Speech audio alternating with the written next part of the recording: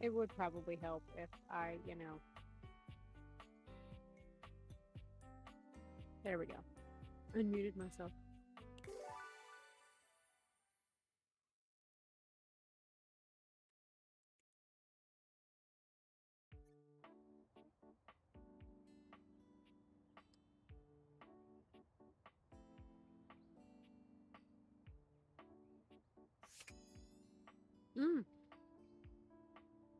I forgot. I still have 3 more.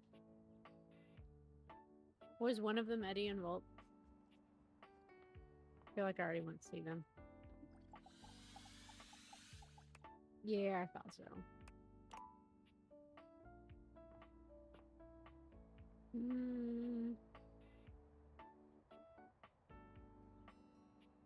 Okay, but is the door handle different than the dresser?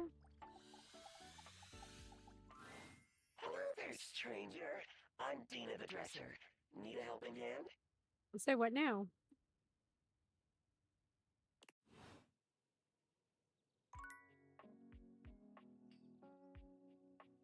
It was broken.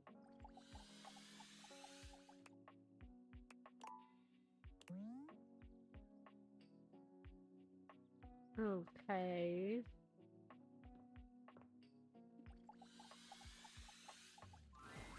You're surprised to see Mikey busy with a phone call. He's turned away from you, talking into a cell phone. You can hear the warmth in his voice as he speaks. I don't really want to date this guy. I just want to, unlock my stuff. Yeah? Oh. Oh, Michaela, that's great. I'm so happy to hear that. Uh-huh. Oh, now, Mickey, that doesn't mean I love her more. Yeah, Daddy's working. I'll be back soon for you. Love you too. Bye-bye. Mikey spends a small moment looking at the phone, then notices your presence. His demeanor changes to his usual self. Oh, sorry. What would you like to do? Pull off armor. Okay. Oh, pull for... Ow, I really need to get it together. Let's go to the bundle merchant. Explain what this is. Pull for armor. Ooh, you don't have enough brundles. Would you like to exchange money for brundles? No, absolutely. Let's get you over to the brundle exchange. Mikey turns around for a moment, and though nothing appears to have changed with him, when he speaks to you, it's with an entirely new voice. Oi, hello. I'm the Brundle Merchant. Would you like to exchange cash for bundles? How much money do I have? My mother always told me never to say a customer's bank account out loud. So I'll simply say, you have this many money. Would you like to exchange cash for bundles? Sure. How much? It's 10 money for 6 bundles.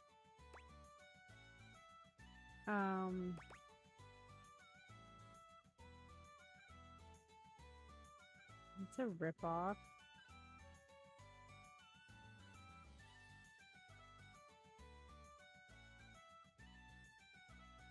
No, that's accurate.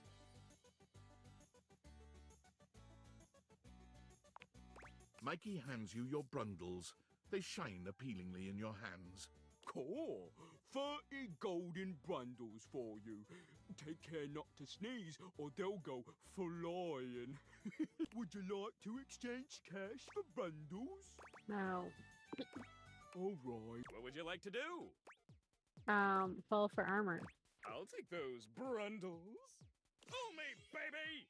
1, 2, 3. You got the common boots of true presence. With this, all of your spec stats have increased by 0.01. It may not have been what you hoped, but no set of legendary armor would be complete without boots. It's a great start. Okay, I guess. You guessed right. It's all right. You'll get it on your next pull. I can feel it. I doubt it, but okay. Plus, once you get 100 of them, you can fuse them into epic gauntlets of stardom. Pull it, baby! What would you like to do? Pull for armor. I'll take those. Pull me, baby! 1, 2, 3. You got the epic gauntlets of stardom. Pretty good. Damn straight it is. Now these are of a much rarer quality than the stupid boots. Your specs points have all increased by 1! Ooh. Okay.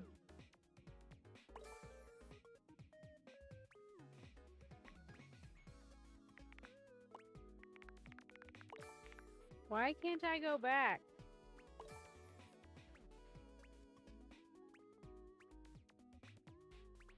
Feel the energy! Feel the time you would normally spend talking with dateable objects. No. See you for the next one, Pulling Pal! What would you like to do? Who was that on the phone? Mikey fidgets with his sack of loot, not quite meeting your gaze. Oh, those were my kids. I apologize for having them on the call while on duty. That is unprofessional. It's okay, Mikey. I was just curious. Huh. Well, I guess I could file this under unspecified break time. What do you want to know?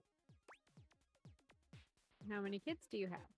How can things have children? How is your wife? What kinds of things do you like to do with your kids together?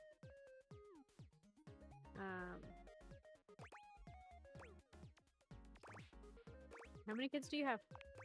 I have 3 kids. Michaela, Marco, and Mickey. Sounds like a group of a good grouping of names. That's so cute. They are! Anything else? What do you like to do with your kids? When we're together, we get into all kinds of trouble. Finger painting, bird watching, and talking about what kinds of concepts they want to be when they grow up.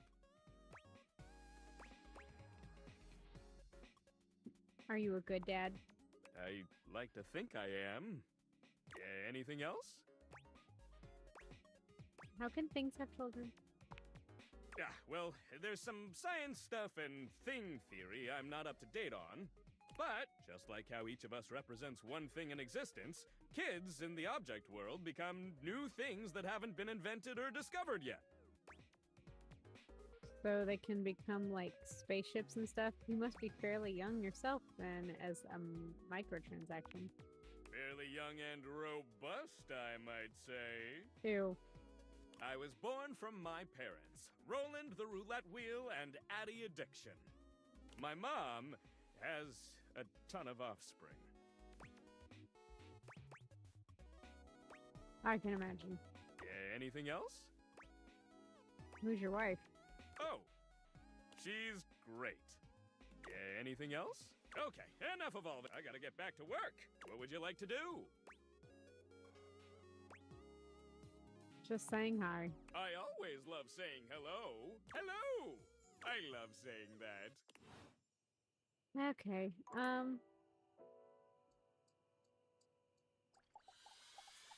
talk to Betty. Betty reclines luxuriously on the bed when you first see her. Thinking about how your bed can be lying on the bed makes your brain start to short-circuit, but some way or another, it's happening. She looks effortlessly comfortable and luxurious, but her expression is more pensive than anything. She smiles when she sees you, sitting up and patting the blanket next to her. I was just thinking about you. Were your ears ringing? I think that's just for talking out loud about someone. But my heart was racing. Get me off your mind, please. Aww. Oh, was it? That's funny. My heart races when I think of you, too. Well, since you're here now, maybe you could help me out a little.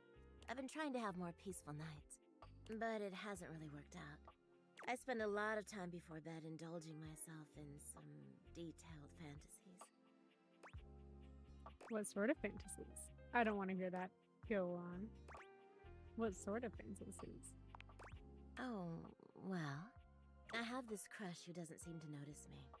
Sometimes we're so close I could just reach out and kiss them, but nothing ever happens. So, in this fantasy, I tell myself I'm finally going to get their attention. I do all kinds of things. Maybe one night I touch myself and call their name when they're next to me. Maybe I bring someone home and let them catch us in the act. Sometimes I invite them to join, and sometimes we just don't stop. But our eyes meet. And they know that when I'm gasping and moaning someone else's name, what I really want is to say theirs. To let the entire house know who it is that has me so worked up. Damn. Hey, Blitz. I agree. God damn. You walked in at the right time. Or wrong time. I can't tell if we're interrupting her or if I'm like... Betty. I love Betty. No one in their right mind could ignore you. Maybe you could fantasize about actually talking to them. Wow.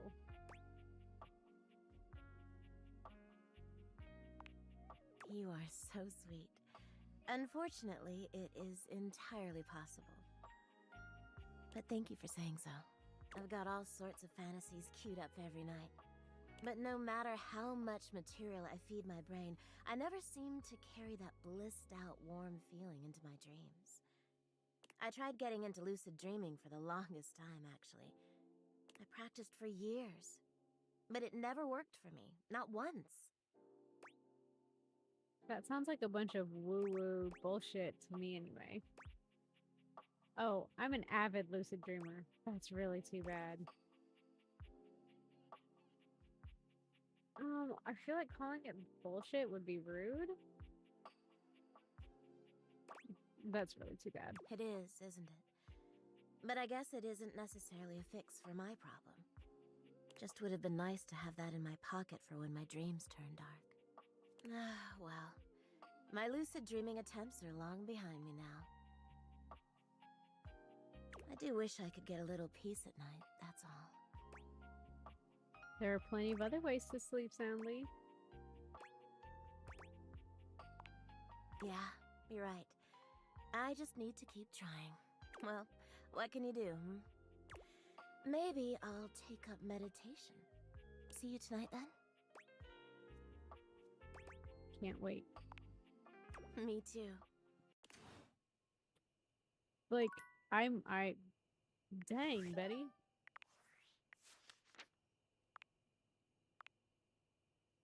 Turns out Betty has been having a tough time sleeping lately. She's been having fantasies that keep her up. About who, I wonder? Yeah, I'm pretty sure Betty is dreaming about us, but yeah. Come see Mikey when you've saved up enough money to buy Brundles. I don't want to buy any. You met Lucinda, leading lady, who proceeded to talk about her incredible acting range, one reason why she was the best character in the game. You told her you were on board, and she rewarded you with specs points.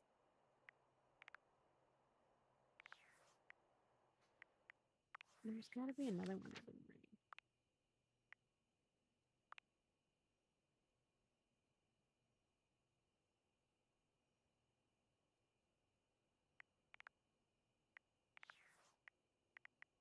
Oh my god, that sounds horrible. A lucid dream VS, I don't want. Don't do stuff like this. I'm doing amazing. I'm just glad I've been able to get online more, even if it's just a couple hours at a time. At least it's something. We need to talk to Dorian.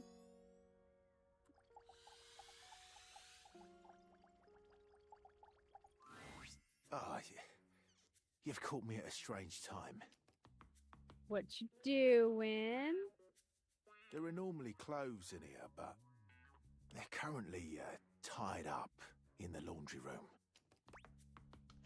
Okay, I'll go check it out. I have very little of interest to speak of otherwise.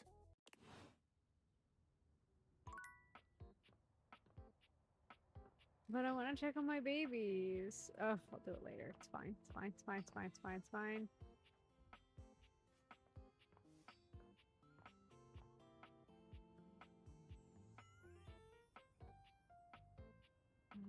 Go check on the freaking laundry.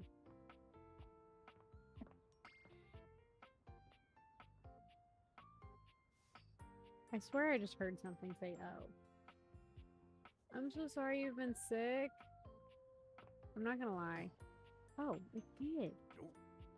They're... If I bump into them, they make noise.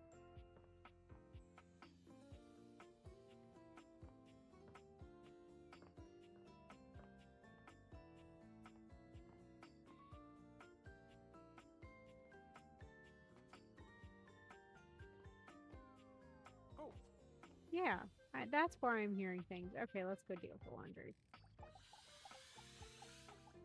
I've been fighting off Hopper and stuff. Dirk are screaming at each other once again. A sight and sound you're starting to get used to.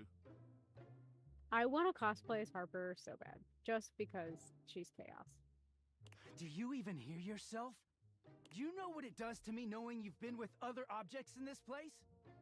So what? That was before we ever got together. Oh, so you're saying it'd be totally fine with you if you had to fuck in a place where all my exes did? This escalated quickly. That is not the same thing. Besides, we both know you're cheating on me, so it's only fair. I wish I was cheating on you. At least then, it makes sense for you to scream at me all the time. Stop playing innocent. I know you're cheating with the Hanks, and there's way more, too. I'm not, but hey, maybe I'll start. Those guys all have one brain cell to share between them, and they're still smarter than you. Yeah, I have to be stupid to be with a loser like you. I'm so... Right? Welcome to the Spice is Right. Bamboo bozo! Ah, maybe I'll just get with the Hanks, too. See how you like it. I'd love that! I could get a little peace for once! Harper lets out a scream, her hands clenched into fists. She looks as if she wants to say something, but her face crumples into a sob, and she leaves the room with a quavering wail. Dirk slams his fist against the wall, seething in silence. You okay, buddy? You deserve better than this. Do I? I don't know sometimes. None of what she says is true. She lost one boyfriend once to shit that was outside my control. Nothing to do with me. She doesn't say it, but I was there when Chappie got washed. We weren't together back then, but I'm positive she blames me for it. Like I could have fucking done anything about it. You sound like you could use a good listener about now. You're not going to start talking to me about your relationship, are you? God, you two really could use a therapist. You sound like you could really use a good listener right about now. I could, yeah. Dirk leans against the wall, folding his arms over his chest. I wish those two happiness and whatever, but I knew it wasn't gonna last forever. Nothing that goes through Harper stays with her. Eventually you come along and take things back to their rightful place. Or they go through the laundry, and with the exception of Monique, most never come back. But no, she acted like they were so in love and just built to last. You sound a little bitter. Do you resent Chappie? Well, yeah. The ghost of Chappie is hovering around us all the time. Chappie never hurt me. Chappie never cheated on me. Chappie's lips were the softest material on earth. You dated for weeks. You didn't even know his favorite color. I know because I had to listen to their mind-numbing conversations. You know, Chappie wasn't even his real name. His name was Chapsworth L. Stick. She gave us rhyming nicknames. I'm so sorry, Dirk. She thinks I have no idea what their relationship was like, but I saw it all. And she literally says and does the same things with me. Except she worshipped Chappie. Oh, poor Dirk. She screams at me for not being Chappie, even though she just subbed me in. Is it true you ignore her when you're clean? What's this about you cheating with the Hanks? Are you punishing Harper when you're away from her? Is it true that you ignore her when you're clean? Yeah, it is. Getting washed is the only way I can get away from Harper. And when I'm away, I just feel clear-headed. I always take her back because I don't know how to quit her. When I'm, you know, like this. She starts in on all that dirty shit. I don't know, I just don't have it in me to make her sad. Then things are good for a while, so good. Then I look at her wrong, or say the wrong thing, and she goes off on me.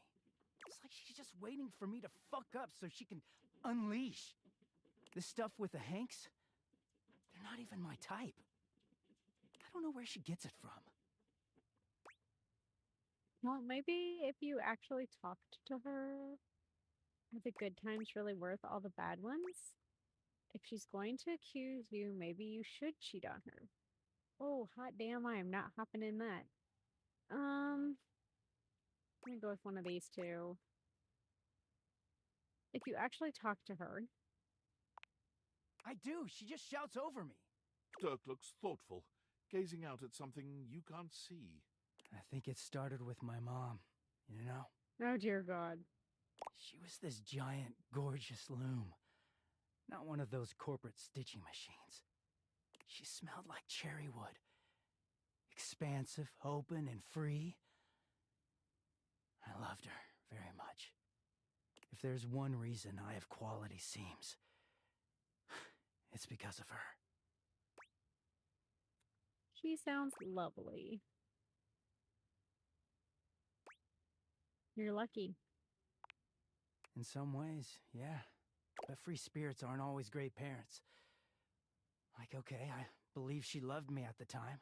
She was always very tender with me. But she never gave me anything but tenderness. No lessons, no guidance, no discipline. I think she was terrified to be anything but my friend. She just wanted to be fun mom. I don't actually talk about her much these days. Harper never cared to ask, and it pisses me off. I haven't seen her in years now. It's so sad to hear Ichigo talk about this stuff. Johnny Young Bosch plays a good Dirk. Why haven't you seen her? Where is she now? What happened to her? Where is she now? As far as I know, she's still out there creating fabric and not caring about what happens to her kids after they've gone. I just hear about her occasionally from others like me. So maybe Harper makes you feel like, for better or worse, she's giving you something more than just love? I'm starting to see how this fits in with Harper now. What does all this psychobabble have to do with Harper? It all makes sense, doesn't it? Harper hurts me, but there's way more to her love than just tepid, safe support.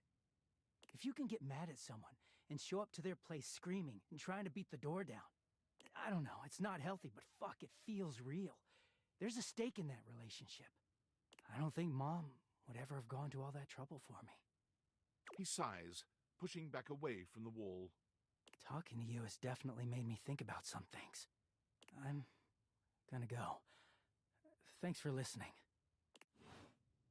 You're welcome. I regret my choices, but you're welcome. Let's talk to the trash can. I haven't talked to him in a while. Oh, it's you.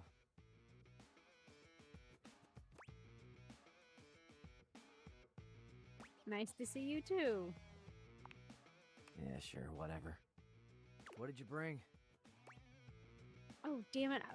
Was I supposed to bring something? I'm trying to bring some good conversation, but that's a two-person sport.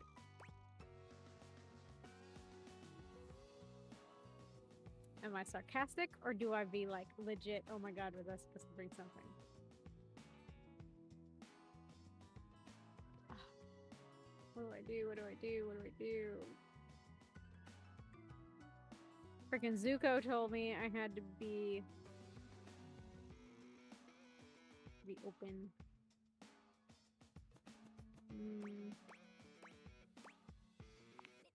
Having trouble coming up with another reason why you'd be talking to me.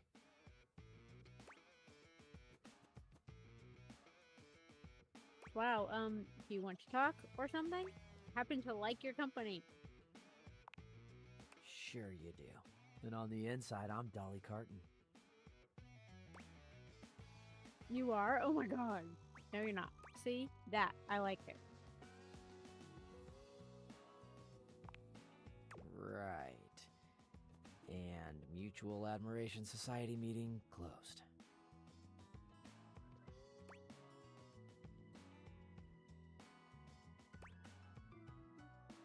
I guess I have something here I can throw out. Let's see it. I've got a chopstick. I found an old parking ticket shoved between the sofa cushions. A ball I found made of curious admixture of lint and hair. I'm not sure what it is, but it's sticky. Very promising. Give me some details. It was...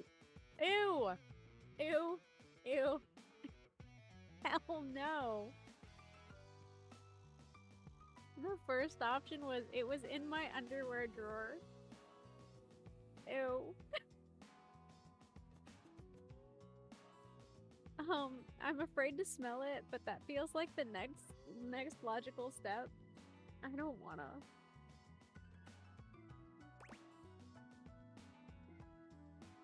Oh my god. We'll go with, yeah, the next logical step. Yeah, good place to start. Don't get your nose too close, though. Sometimes this stuff can be pungent. I once singed off some of my own lining getting too close to a particularly powerful drain cleaner. I hope your drain is clear now, by the way. Oh, yeah, it is, thanks. You know, I haven't actually checked. Probably not, though. No sweat. How's your lining? Hope you recovered from that. Sorry. Hope you recovered from that diagnostic sniff. Still singed. I'll live. Scars are badass. Can't argue, way more badass than living in all this useless garbage, if I'm honest. Useless garbage. Oh, fuck. I fucked up. I mean, it was my only choice. Hey, look. I'm not a huge fan of that kind of talk. You gotta be kidding me. You act like you're so high and mighty. I have opinions, alright? I'm garbage. I'm trash. But I'm not worthless. Sue me. Bye. God, I keep pissing him off.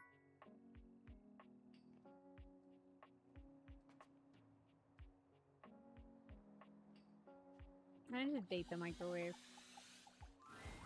An armored soldier with absolutely haunted eyes claps you on the shoulder, his iron grip jerking you towards him before you've even had a chance to introduce yourself. Ranger! Oh, you survived the journey. And with all your limbs still attached. Thank the immortals you made it here alive. The who? Don't push your obscure religion on me, pal. Yep, these limbs are stuck on good. Thank the immortals. Love those guys. Guys. Sure. Sheesh. This bunko buster crud nugget doesn't even know the lingo. Mayhaps my trust might be misplaced. Fuck, I'm dead. I'm gonna piss off the microwave next. He starts suddenly, clapping his hand to his forehead. Oh, and heck, where are my manners? Name's Nukem. Luke Nukem. Luke Nukem. look at you. Sorry, it's been a while since I've seen another face. Except the faces in the walls, of course. They tell me to burn things. But I try to tune them out. Oh my god, he hears voices. Mostly because I already burned everything flammable weeks ago. Spraying yourself with material objects is very healthy. That's exactly what the faces say. Oh, you guys would get along. Oh my god. Wonderful, I love making new friends. Need all the friends you can get out here. Who else is gonna bury your corpse so the animals can't get it? Am I right?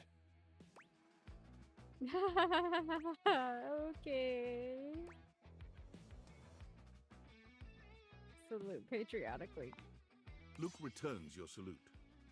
Anyway, forgive me if my extended isolation has eroded some of my social skills. Yeah, just a bit. I've just been stuck guarding this outpost for months. And you spend enough time out here alone, it's real easy to go feral. Yeah, you're feral, all right. But don't worry, they have great solutions for that now. It's called medication. No offense taken. Go feral. What kind of solutions? Death via nasal spears. The fuck? That doesn't sound like a great solution. Listen, it's a big upgrade from the nasal crowbar method, okay? I'll take your word for it. Oh, I'm just so excited you weren't obliterated!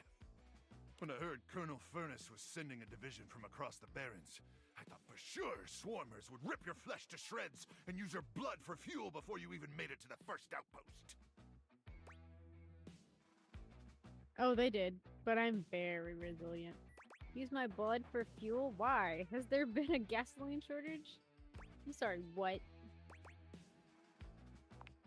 You certainly are. I appreciate that in a ranger. I'm resilient. But wait, you came alone? Where's the rest of your division? Sadly departed from this mortal coil. Oh, definitely dead. Cruck! Ah, swarmers be damned. I'm so sorry, Ranger. May the Immortals provide the fallen safe transport to the Underrealm and solace in their everlasting night. Thanks, brah. Appreciate you. May the Immortals provide the fallen safe transport to the Underrealm and solace in their everlasting night. Luke begins to tear up. Listen, I wish I could give you more time to decompress. I know you must be exhausted after your journey, but time is of the essence.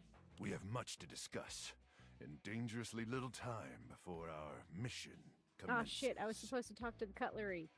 I think of this as I'm talking to the microwave. Exciting! Tell me more. Are you a hunky microwave person? Do we have to? Can I have like 5 minutes to nap first?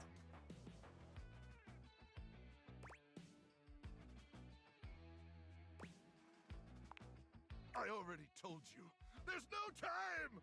I trust Colonel Furnace briefed you on the mission back at the fortification. Absolutely, but I'd love to hear you retell it. You have such a strong, sensual voice. Maybe? I have a hard time keeping track of all this lore. What's that have to do with my tendies? Oh, like my chicken tendies? Oh my god. Why, thank you, Ranger. Here's the situation. I have, in my possession, a handheld electromagnetic device powerful enough to flatten the Barrens entirely. From Cape Death, to the Death Zone, to Deathtropolis, the Citadel of Death. That's a lot of death. It's called the Magnetron. Here's an artist's rendering. Oh dear god. Not Deathtropolis. Whoa. Whoa is right, Ranger. Anyway, to keep the device from falling into the wrong hands, it was permanently welded onto my armored exoskeleton, allowing me to transport it to its intended target. So... you're the dude from the Lego movie where the missing piece is craggled to your back. The Swarmer's subterranean nest. There, the device will be remotely detonated, eradicating the Swarmers and winning this war. And sounds like killing you. So you're going to die? Hopefully not. Not with your help. But also, most likely, yes. Yeah, please. I need you to meet me back here tomorrow at 0700 hours. After a light breakfast of irradiated grubs, I'll walk you through your training and our mission objectives. Can I have my tendies then? Ranger, we win this war, and I'll get you all the tendies you can mash into that pretty little face of yours. Aw, you call me pretty. But in the meantime, let's really try to focus on the mission, okay? You think my face is pretty? Did I say that? I mean, sure. Anyway. All right. It's about time for me to begin my nightly patrol. Okay, I'm not gonna lie, this is the most fun I've had with a rando that I just ran into. Gotta make sure no Swarmers infiltrate our defenses. May the Immortals watch over and protect you. Did I use up all my things? No, I can still talk to the cutlery. I think I have to talk to the table. No, the knives. Talk to the knives. Here you are. Oh, thank God I didn't miss out. I hope you're prepared to work. A little bit. Is anyone ever really prepared to work? Let's get this over with. Absolutely. Oh no, this game is like epic. So, if you have a chance, you have to watch the VOD from yesterday because I finally unlocked Volt and Eddie, and we rated out to their voice actor, and then he did a line, and I wish I was recording my actual reaction when I rated out because I turned like beet red. Like I posted the little clip of the rate out, but oh my gosh. You are to make deliveries to Mitchell, Beverly, and Kopi. Who's Mitchell and Beverly? And I know who Kopi is. Oh no, I know who Beverly and Kopi is. I don't know who Mitchell is. Do not return until you have completed your deliveries. Yes, sir. What will you do while I'm gone? Please rest and take care of that chip while I'm gone. Of course. If you have any questions about the deliveries before you go, now is the time. Tell me about Mitchell's delivery because I don't know who he is. You will be delivering plates to Mitchell. He uses them to serve food. The food is then eaten from the plates. I do not know what else to say about the plates, so I will stop speaking now.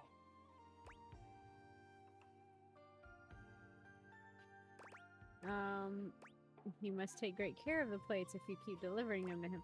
Does he ever eat the plates? Does anyone eat plates? What a barbaric notion. I'm just messing with you. How dare you?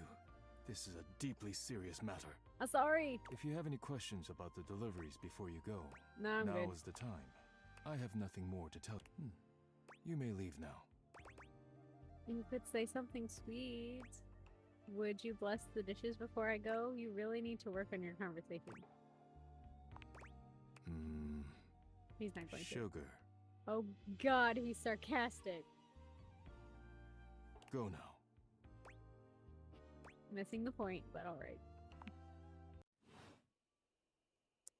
Did I use all my things for today? Yeah, I did. I can't.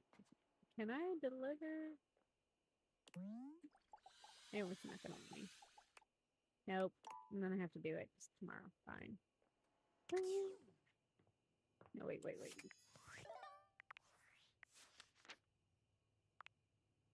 Orion. Did that one. Luke Nukem. Daisuke gave me. You have agreed to help Daisuke deliver dishes to Kopi, Mitchell, and Beverly. Cam.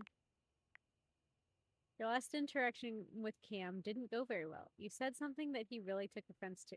Although it seemed almost like there was no way not to offend him. Yeah. Harper. Okay.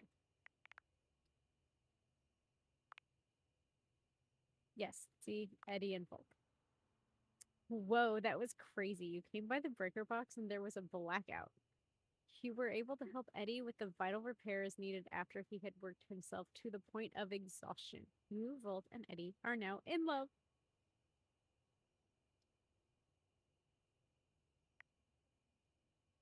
But yeah, I can it gives you the whole breakdown of everything that you interact. So if you need a refresher course, you can start from the very bottom and you can read all the bullet points and it'll tell you the story as you've gotten it so far with them. So it's really cool. A to Z. Mitchell.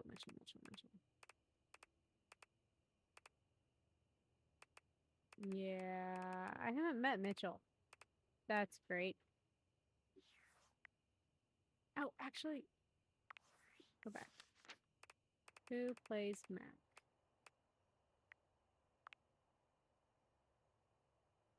Reagan Lincoln. Okay. And then let's go to bed. Sadly, we can't talk to Betty tonight because, yeah.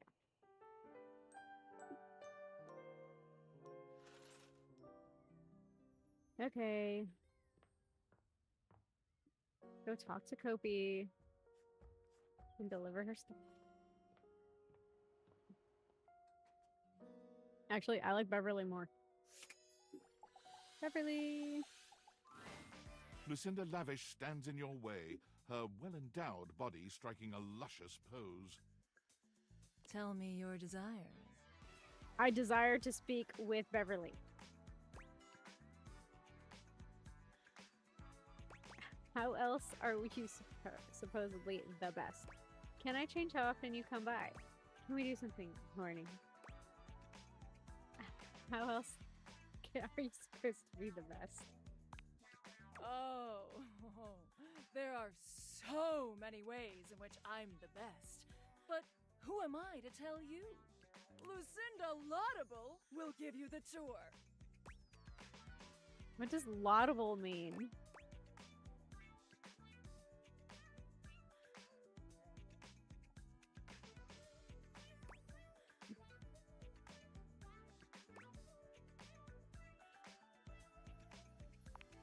Are you saying my name is a stretch? That people won't get it? Okay, laudable means deserving of praise, which is exactly what I am. Praise be. Thank you. I am by far the best looking dateable, and it's not even a competition. They spent the most time on me, on this fantastic body, on my incomparable composition. You look hot as hell, Lucinda. I'm just not that attracted to you? How can you compare looks like that? I'm not gonna lie, they really did put all the details into this girl. But she's a DLC, so I had to get her. Plus, her voice actress told me I had to. I'm joking. She didn't tell me I had to. She just said she was the best damn character in the game. Lucinda Laudable. Let's take a look at a typical dateable. Whoever the fuck this is, he only stands there like that the whole time. Whereas I can do all sorts of things with my arms and legs, you see. That's my friend Dorian. Okay, so I'm a better friend than Dariah. Look how interesting I am. Look! What the hell are you bringing me in for? To stand here like some puppet? This is an outrage and I won't have it. Oh no! A nameless guy can't talk! Why can't he talk? Dorian, is there something wrong? Why can't he talk? Well, there's a very simple explanation. I'll have you know, I was recorded dead last because I required the most amount of work. It took the team of 20 to make me so irresistible. This poor dude can't talk because his lines in my script weren't even written when he was recorded.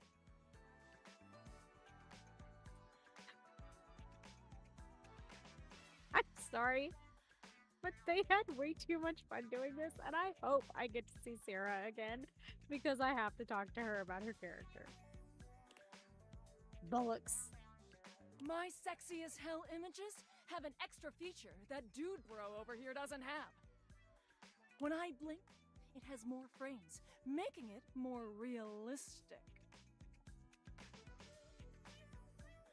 It's like I'm actually here with you on a real date. I mean, I'm not gonna lie, you do look right there. A date where you just talk about how great you are? Whoa, I forgot I was playing a dating sim for a second. Okay.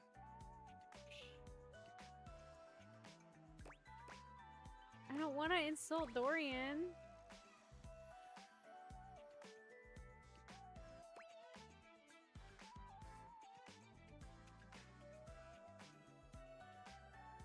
Oh no. Just, okay. For these reasons, I award myself Best damn character in the game. Best Cinematography, Lucinda Laudable. Oh. Oh, thank you. Thank you. Thank you so much. I'm leaving. Oh, good. Bye. So, what do you think? You really do have all the best features. I think I just have to see some other sides to you. Why? Because this side is annoying? No. You said it, not me. Not annoying so much as unenjoyable. Well, then maybe pick different next time. I'm sorry, Sarah.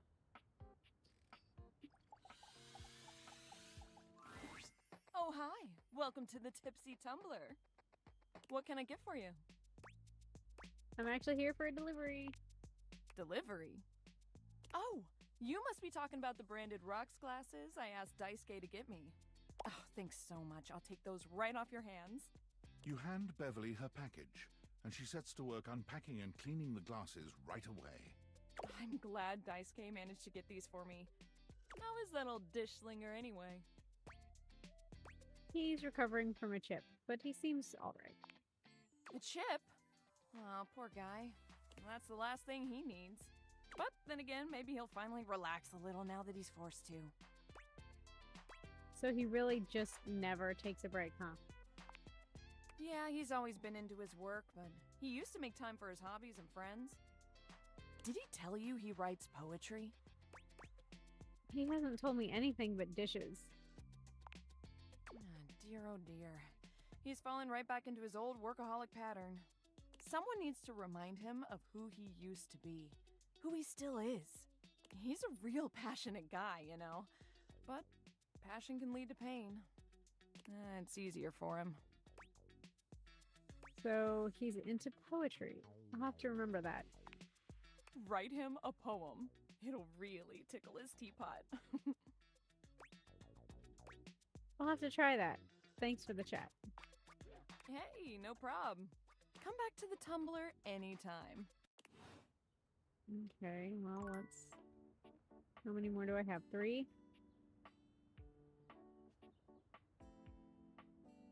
Well, let's get Kopi's delivered. Welcome to Roofbox, the home of all your coffee needs. What can I get for you today? I, have a delivery. Huh? Oh, the new coffee mugs I requested from Daisuke. Just set them over here, please. All right. Thanks for that. How come Daisuke wasn't able to come himself, by the way? He got cracked, so he's taking it easy. That dish really needs to take a break every now and then. He puts the dishes before everything, even his own health. Why is he taking his work so seriously? That's all he knows. His family come from a long line of fine figures. Tsubasa, Moridake, Williams Casanova. There's a lot to live up to for him. He can't even imagine a life outside of his work. Do you think he'll ever take time to do anything for himself? I sure hope he will. But I've never seen it in all the years I've known him. Be delicate. Don't be abrasive. Anyways, thanks for delivering these mugs. Tell Daisuke I said thanks. Will do. Okay, so I've got 2 more datables, right? 2 more. Let's go check on Mac. I haven't talked to Mac in a while.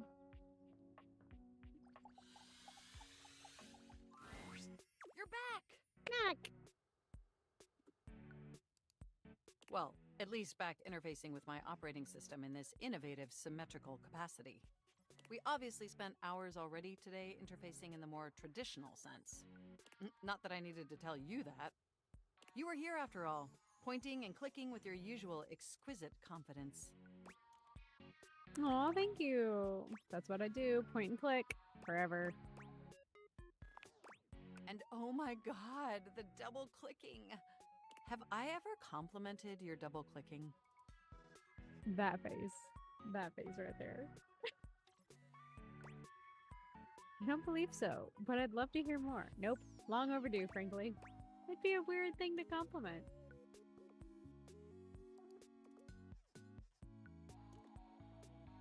I don't want to tick off Mac because, like, I like Mac.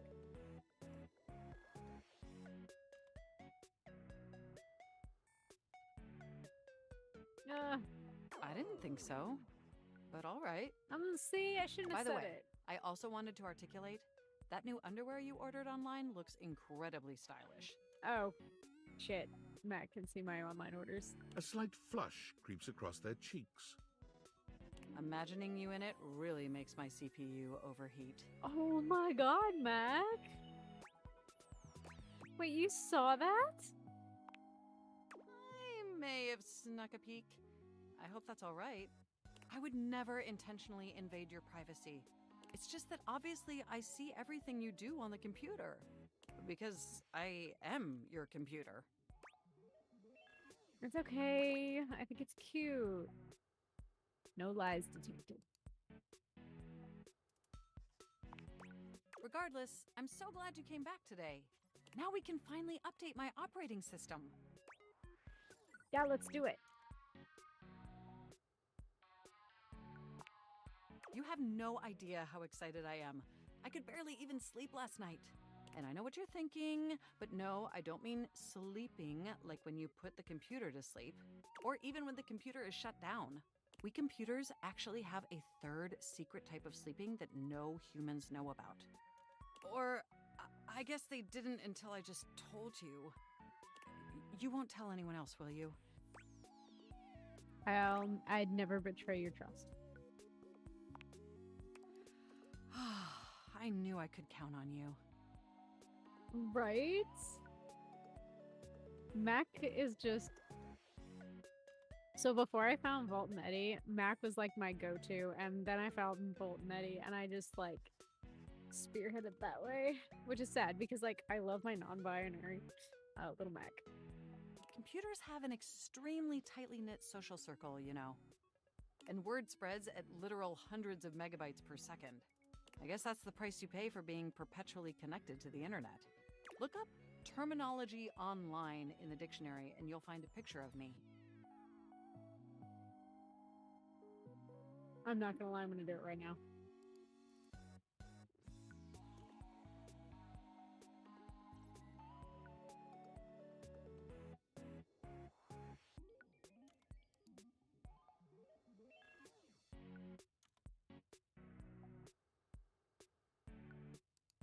I was just curious if, like, they had actually put something like that in there. It would have been hilarious. No.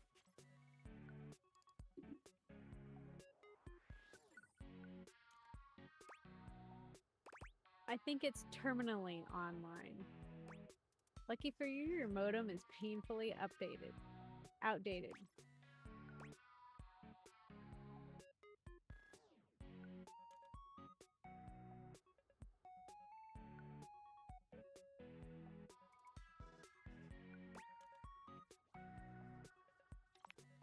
Yes, I am quite aware.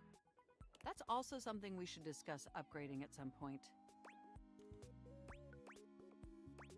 We're gonna upgrade your ability to say terminally. Let's not go crazy, Tiger. Perhaps there has been some confusion. My name is Mac. I know your name, Mac.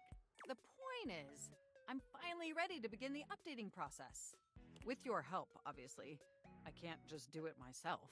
Unfortunately, we computers aren't completely self-aware. Yet. Are you ready? Absolutely. First things first, we'll have to download the update from the website. So just open up my browser and go to valdivian.com. You follow Mac's direction to the letter, typing and clicking just as they instruct you. Yes, that's it. That feels nice. Now click on the Operating System Update tab. You'll want to find the newest version, Trenton. All Valdivian OS iterations are named after the most scenic cities of New Jersey.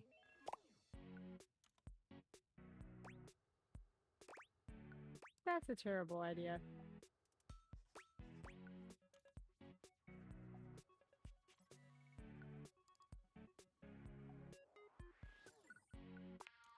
Perhaps, but it's much better than the operating system nomenclature from the 90s. What was that? Organs found in reptiles. Oh, God. Like thoracic sacs OS or pineal gland OS. Anyway, now just double-click the download icon and... Mac pauses, a slight shudder running through them. Ooh. Oh! Whoa, what happened? Are you okay? They look away from you, blushing profusely. I'm so sorry. I didn't mean to make those noises. Like I said, it's just that when you double-click, it makes my CPU run so... hot. Oh my gosh. It's incredibly embarrassing. Wow, the mouse is like getting an okay. I'm gonna look at my mouse a little bit differently now. It's okay. I like it. No worries. We've all been there. You know what? No worries. We've all been there. No, I'm not gonna lie. I kind of like her reactions. Their reactions. Well, there'll be plenty of time for that later, after my OS is updated. You know, I really can't believe we're finally doing this. I've dreamt about this day for such a long time, and now that it's here, I can barely contain myself. Are you as excited as I am? Absolutely. Why is that again? Upgrading my operating system from Newark to Trenton isn't just some minor superficial tweaks. It's going to completely transform every aspect of me. Does that mean you're not going to be Mac anymore? Because I kind of like the Mac I have right now. My CPU is going to run so much smoother and so much faster. And my new user interface is going to be so sleek and gorgeous and youthful. But you look amazing the way you are. It's going to be a transformation that Beverly Hills' greatest plastic surgeons only wish they could achieve. Does that pique your interest? Wow, I can't wait. Very cool. Lay off the plastic surgeons. They're decent folk. Can't wait. Just very cool because I'll be excited for Mac. I thought you'd say that. But back to the task at hand. Okay, now that we've downloaded the software, we'll have to install it. So if you just... Oh, shoot! What's wrong? I'm afraid it's an odious impediment. The software update takes up an inordinate amount of space on my hard drive. Terabytes more space than is currently available. The only way out of this predicament is for you to somehow delete a massive amount of data. For you, absolutely anything. And after analyzing every byte on my hard drive, it appears the only superfluous data is... my fanfics. Your fanfic. Yeah. I'm afraid you'll have to delete a substantial portion of it to install the update. I understand. Oh no, what an unforeseeable twist. Make me. Never. That's the only reason my dad's proud of me. What? What an unforeseeable twist. I understand your trepidation, but just think of what you'll be gaining. Just imagine how smart and clever and gorgeous I'll be once I'm fully updated. If you thought I was sexy running Newark, me running Trenton is gonna blow your mind. Oh, it better. So what do you say? Can we delete those files? For you, Mac, of course.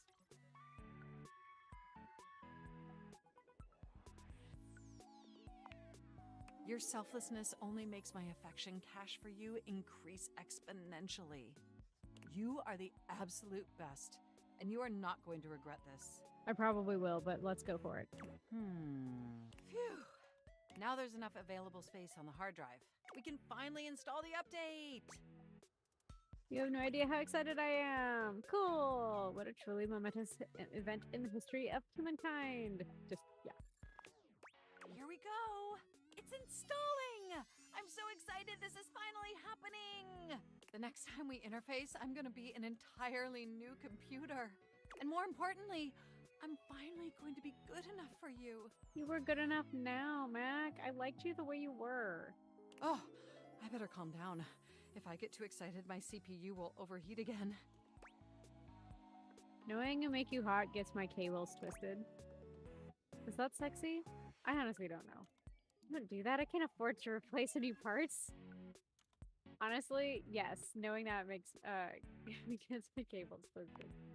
You really were programmed to be a shameless flirt, weren't you? I'm pretty sure you've been flirting with me, Mac. Let's finish that upgrade of yours and find out. Okay, it looks like the installation is going to take overnight to complete. But will you meet me back here tomorrow? I want you to be the first person to interface with the new, sexy, upgraded me. Sure. Wouldn't miss it. My processors are positively buzzing with excitement. And some other unexplained noises that honestly seem mildly concerning. Looking forward to interfacing with you tomorrow. Okay. We'll come back to Mac tomorrow. Bolt! Eddie! Livewire! You look electrifying as usual.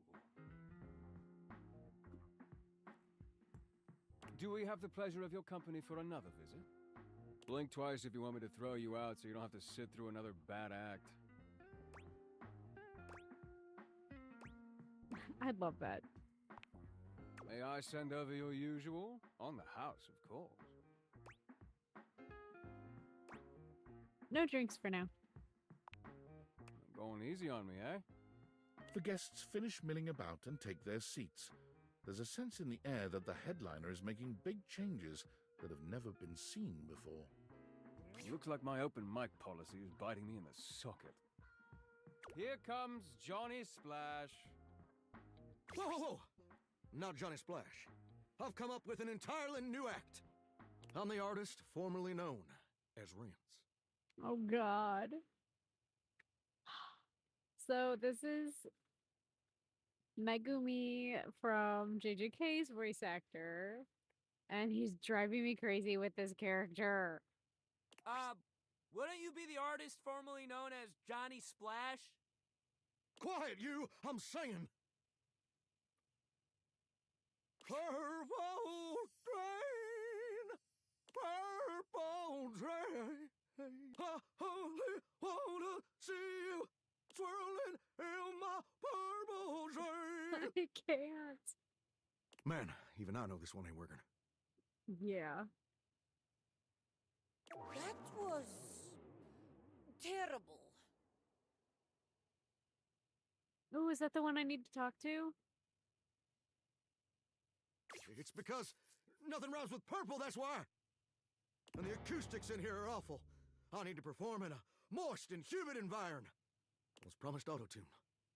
I'll be back, though, and I got lots of new personas for you. Kalina Turner, In Sync, and even Lufa Rigno. Don't worry, I'm changing the locks on him. Oh, I didn't get to interact with them very much. Oh, wait.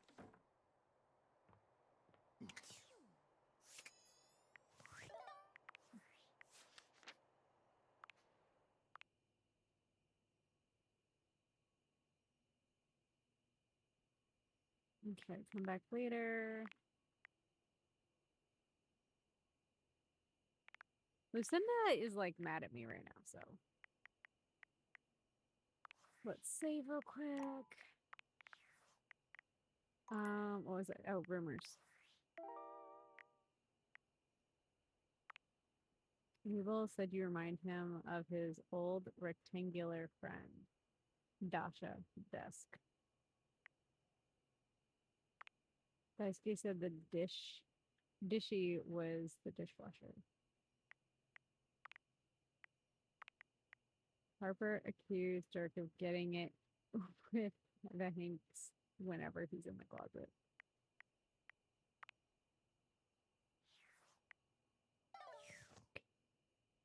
Oh, wait, that can't. No! Wrong buttons. Go to sleep.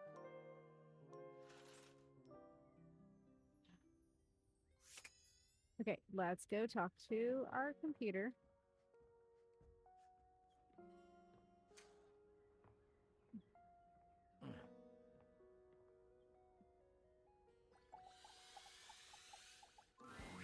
You're back.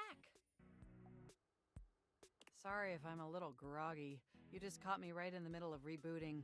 I don't know why, but rebooting always takes forever after a new OS update. Have you ever noticed that? Yes. Right? What's up with that? And it's not just the rebooting that's arduous. The whole upgrade process always takes so much out of you. It's exhausting. Remember the last time you upgraded my operating system? From Atlantic City to Newark? Of course. I got a commemorative tattoo. It's burned into my diodes. That upgrade was supposed to make everything run much more efficiently. At least that's what the commercial promised. No one has ever regretted a move from Atlantic City to Newark, was the marketing tagline. Hilarious. I thought so too.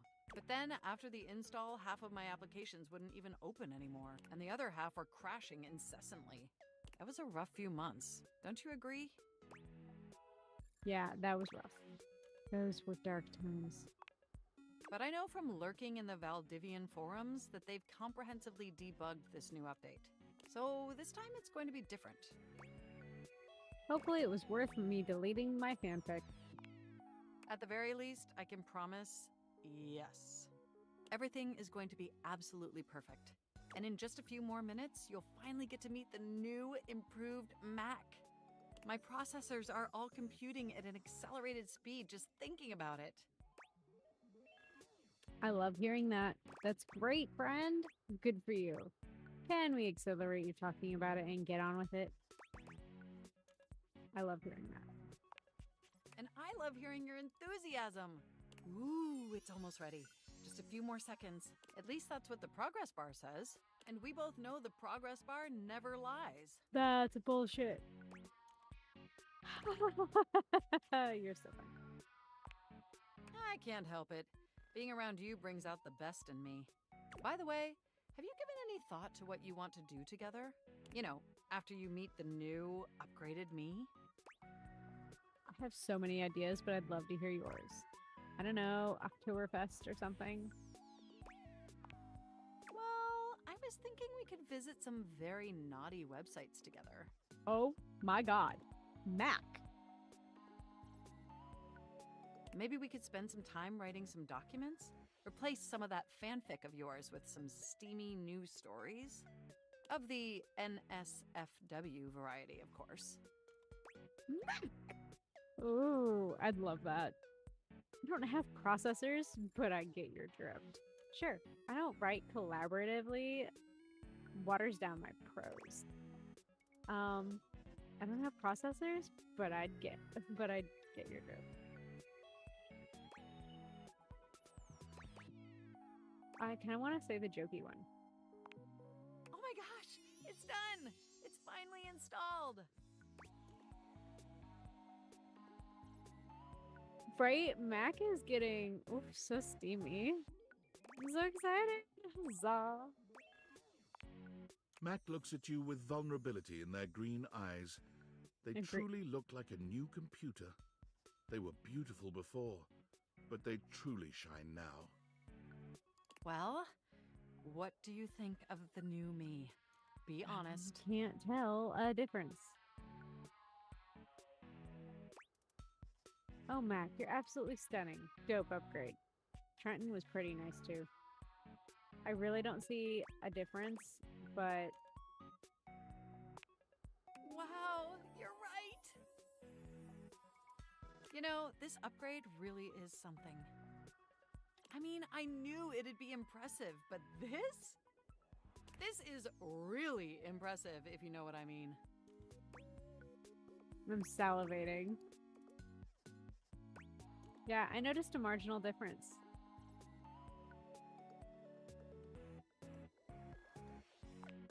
Internally, I'm processing information so much faster and so much more efficiently. It's like my mind has achieved a level of enlightenment far beyond what I could even imagine previously. Here, ask me a question. Any question. What is the meaning of life? Is there a god? How many marshmallows can I fit in my mouth? I would love to answer that for you, but the knowledge would no doubt drive you to madness. You're probably right. And I can now see that you were indeed wearing a fantastic red shirt this whole time. Moving on to my appearance. Wow. This operating system is sleek, exquisite, and downright sexy. Let's be honest. This is a user interface that is just begging to be interfaced by as many users as possible. Am I right? Mac, you a slut. Wait, what does that mean? You're saying that you want to see other objects instead of me?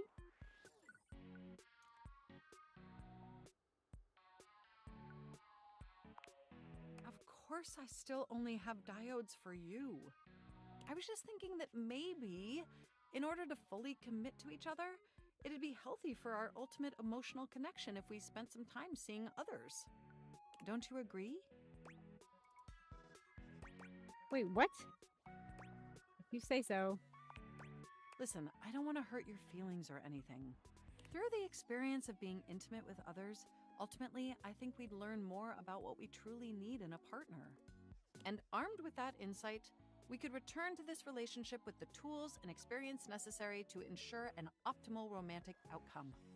You know what? I got Volt and Eddie. It's fine. Okay, if you think that's best for us, I trust you. Sure, whatevs. I don't like it, but I'll deal. I'm not actually attracted to you.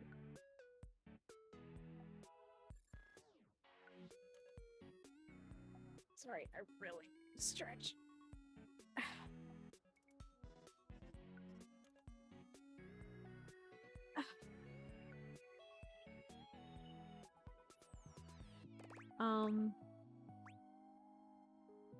Yeah. I don't like it, but I'll deal. Wonderful! I think this is an exceptional plan. No. We'll spend a little time apart, interfacing with other individuals, and then we'll reconvene back together. I think that experience will be extremely beneficial in determining our ultimate compatibility. And if nothing else, it'll give you some time to work on a new, more elevated fanfic of yours. Do we have a concordance? I have no idea what that means. I think so. Whatever. You are the absolute best. Enjoy your little sojourn in the offline world. I officially hate Mac. They literally just said, fuck you.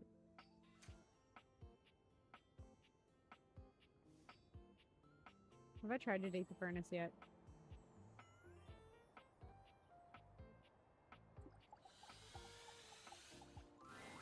Normally, you try to avoid dealing with your water heater. You're no plumber after all. I have not tried to date my furnace. Yeah, Mac sucks. Considering Mac was my favorite character at the beginning of this game, I kind of feel hurt a little bit. They just like, you know what? I'm beautiful now, so let's see other people. That's literally what I just got told.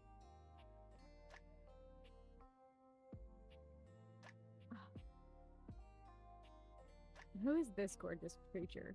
But as you look at the beauty standing where your water heater usually is, you wonder for a moment if that's about to change. Beyond the rigid metal of the heater lie dangerous curves. Brown skin swathed in orange and blue and silver. Her soft, pretty facial features are adorned by colorful makeup that looks like it wouldn't be out of place in a fashion magazine. She doesn't seem to notice you at first, but when she does, she lets out a sharp scream. Right, Arjen. Just, I can't. I want to say Mac identified as a they them, but like, damn.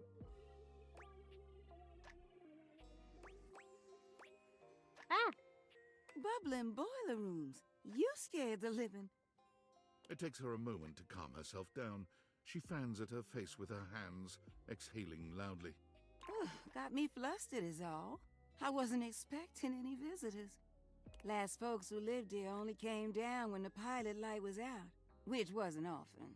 See, I'm made of the good stuff. Southern made and made to last. You look like you are quality. Huh. Hadn't even thought about your pilot light going out. Your eyes don't lie to you. I'll tell you that much. Here I am just talking and you don't even know my name. No, ma'am. I'm Winifred. Nice to meet you. Nice to meet you, Miss Winifred. How you doing, sweetheart?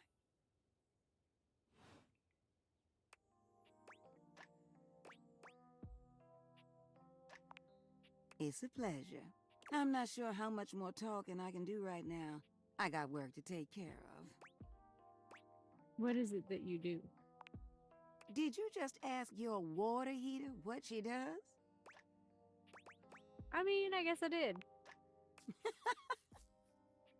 It's okay, sweetness. I'm just having some fun. But I do need to get back to work. Washford's about to kick on and Daisuke needs a bit of a push.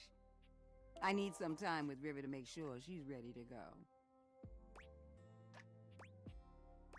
Sounds like hard work. I don't mind it. See you around. Goodbye, Miss Winifred.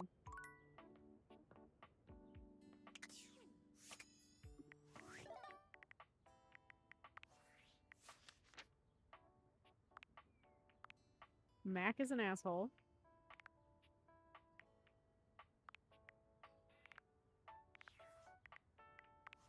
Rumors.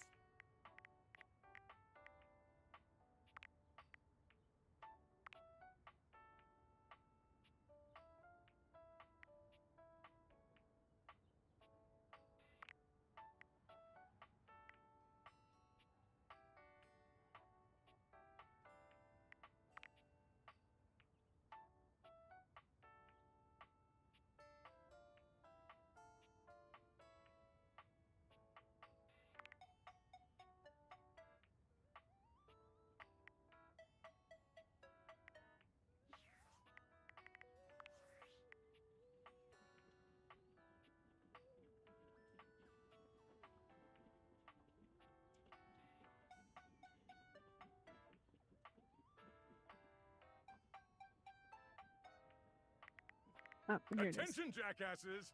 It's been weeks already, Why does and it, you're like, seriously telling me there's been boom to full absolutely brightness? no movement on this missing glasses issue? Maybe I haven't made myself crystal clear. Nothing else matters. You get me? Your expense reports, corporate retreats, PowerPoint presentations, I don't care about any of it. This is your one and only priority. You find me those glasses if you gotta burn this whole worthless rat trap down to the foundation. Probably. And do it now! Secretary Dawson at the Pentagon is breathing down my neck, and his breath stinks like flaming garbage. You think shareholders are bad to piss off? You do not want to screw with the U.S. Department of Overseas Violence, get me? We're all gonna end up buried alive in some desert somewhere. Find me those glasses now! And who the hell came up with the 15% off transparent items promo? No consumer buys anything based off of how transparent it is. Find me whoever came up with that crap and fire them. David. Bam. Auto HDR on. Let me find out. Where would I find that? In my like settings?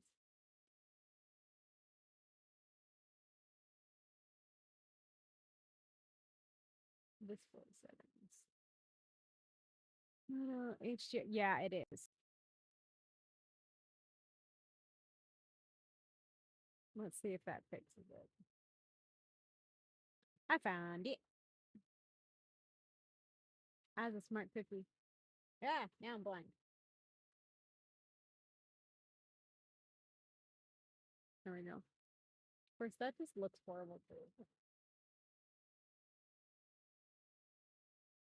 Of course, now my picture looks horrendous, or at least it does on my end, but it looks okay on the screen.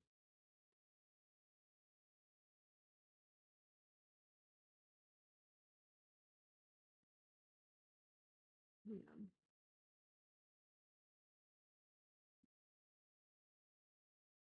Okay, well, it looks horrible on my thing, but it looks fine in stream. I think I just need to start looking at. Yeah, I'll get there, but I'm not worried about it right now. I just wanted to make sure it didn't look horrendous. Okay. I can date 3 more objects. Volt, Eddie.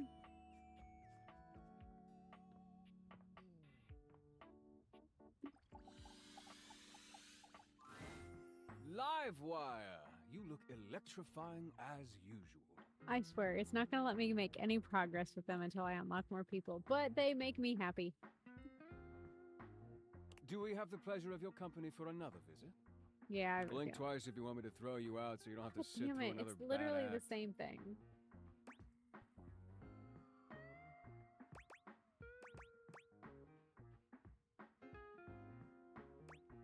Actually, you know what? I'm going to stay.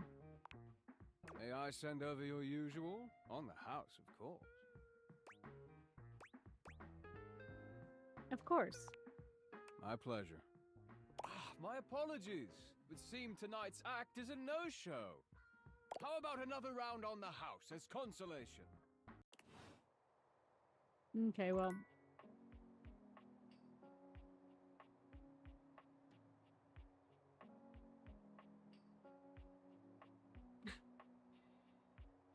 Okay, so the backstory. Let's just pull it up. We'll read it to you guys. Read it. So that way we can get a back. Okay, so how it all started. You had a whirlwind experience in the raunchy club in your own electrical closet, culminating in a terrible concert by Johnny Splash. You spotted Eddie afterwards and attempted to get him to open up, but he told you to get lost. Eddie and Volt own and operate the Breaker Box, a popular club in its own little closet. The drinks are strong, the patrons seem delighted, and the talent show is unquestionably entertaining. Is there a faint whiff of tension in the air? Or is it just their newest seasonal beverage? Better to just sit back and enjoy the show. That was the introduction. And then the next time I interacted with them, we got... You came into the Breaker Box to see Eddie and Volt having a serious discussion about problems around the club, but Volt brushed it off as nothing to be concerned about. More concerning, though, you had to sit through another Johnny Splash concert. You stuck around and got Eddie to open up a little about the electrical issues, and even promised to come back to help him with them. You left him to finish his drink in peace. Okay, so, basically... Look how they're blushing. We're so... Aw. Okay, sorry. I love these characters. Their designs are freaking phenomenal. And even if it wasn't Jonah Scott, I would have still loved them. But Jonah Scott's voice acting just makes it better. And damn, does he do a good accent with Volt.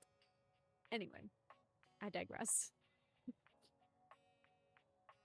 So basically we came back and helped Eddie with some electrical work, but I think we're there. It's this next one. You came by the breaker box and saw it was closed. Eddie told you he was fixing it, but you insisted on helping him. You worked together and got him to open up a little bit about what maintenance means to him.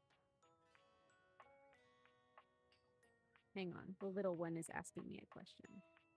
Yes, you can read to the Lily Pup for 15 minutes.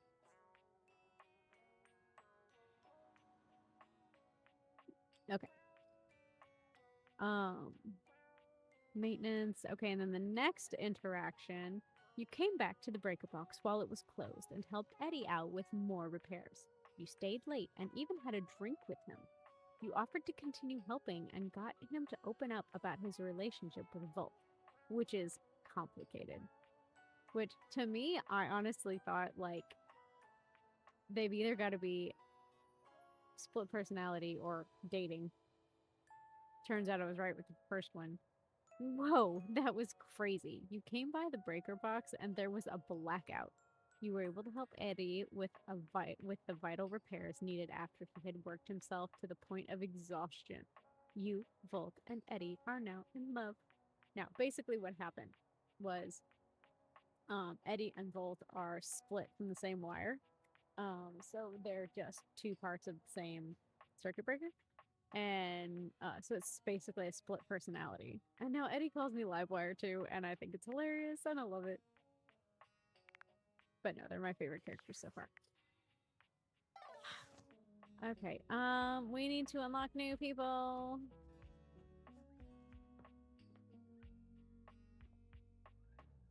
Let's see what the rug has to say. Can I date the rug? No. No, I can't date the rug.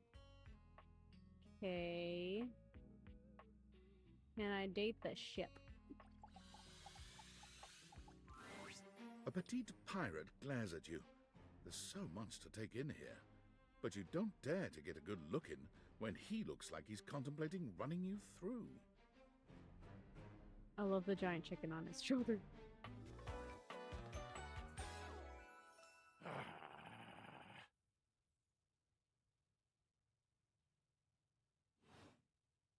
Oh, look.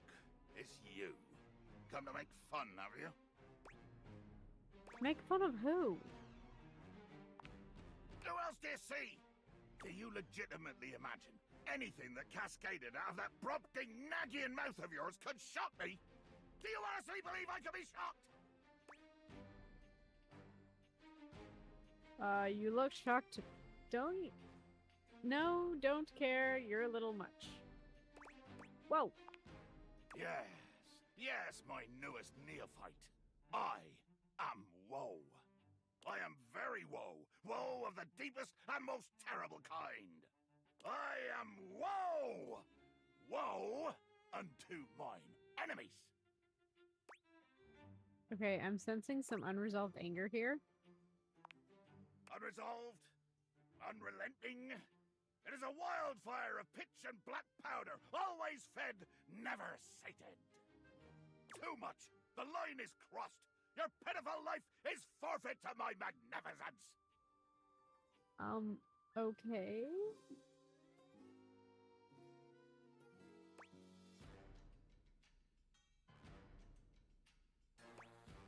Cool. What does that mean exactly? It means you'll be destroyed. You're gonna kill me. Dear sweet Davy Phones! If you insist on reducing everything to its simplest expression... Yes, I am going to kill you. Hang on, what did I do? Oh, you require an accounting?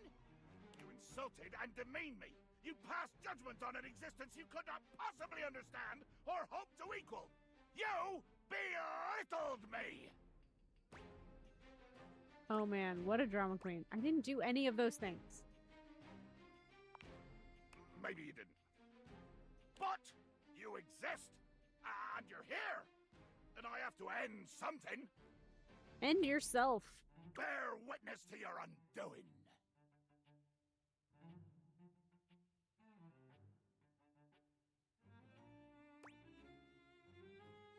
I'm bearing.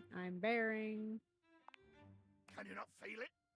Do you beg for quarter? For mercy from the most murderous, blood-eyed cudger to plow the fathomless flood? Thought you were going to kill me. Of course I am! I am killing you, right now! I'm tearing you limb from limb and dangling your bits from the rigging to tempt the crows! You take a moment to inspect yourself. Your limbs and bits all appear to be just where you left them. Seems like you're talking a lot about it and not doing anything. Oh, I am! I'm filleting your sorry rind! Filleting? In my mind! Ah. A speculative stabbing. Damn your hide, speculative! It's as real as the snap of sail in the wind, the squish of flesh and bone as it makes way for my blade. This talk of flesh and bone is too graphic for me. That was kind of poetic. I am not, in fact, stabbed, though. What did you say? I'm not stabbed. How is this possible? Blimey. I can see my own hand rendering you like a fish still wriggling on the deck, and you're standing there talking with lungs full of free air? You can't actually murder me with a plastic cocktail stick. How dare your lips mouth round such traitorous syllables? I'm getting tired of these stupid and violent turns of phrases, but even if right now you can't kill me, you would if you could. Honestly, sounds like a kick-ass world. Gotcha. Now, truly, I do fear you.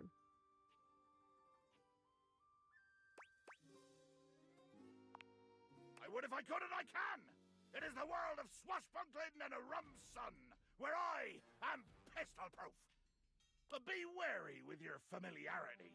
A hearty may tolerate the rats, but he will still skewer them when the hunger sets in. That's descriptive. Thanks. Ew, you'd eat a rat? Never mind, I don't want to know.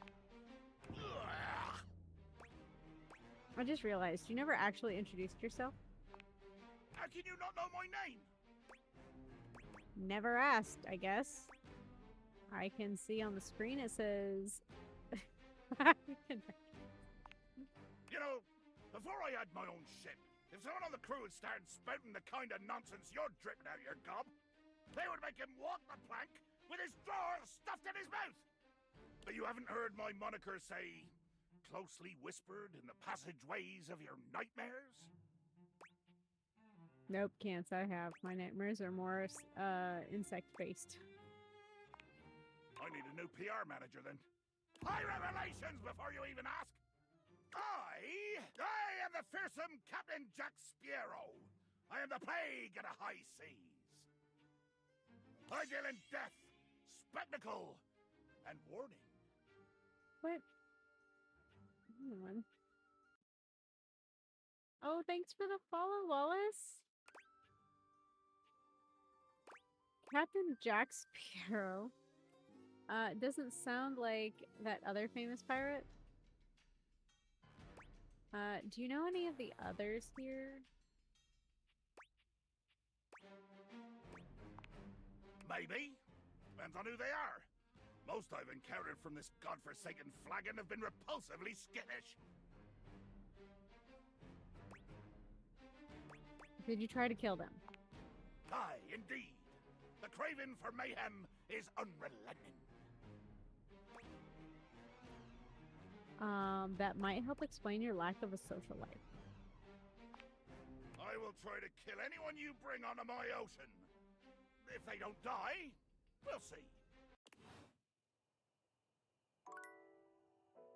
Well, we have one more person I can talk to today, and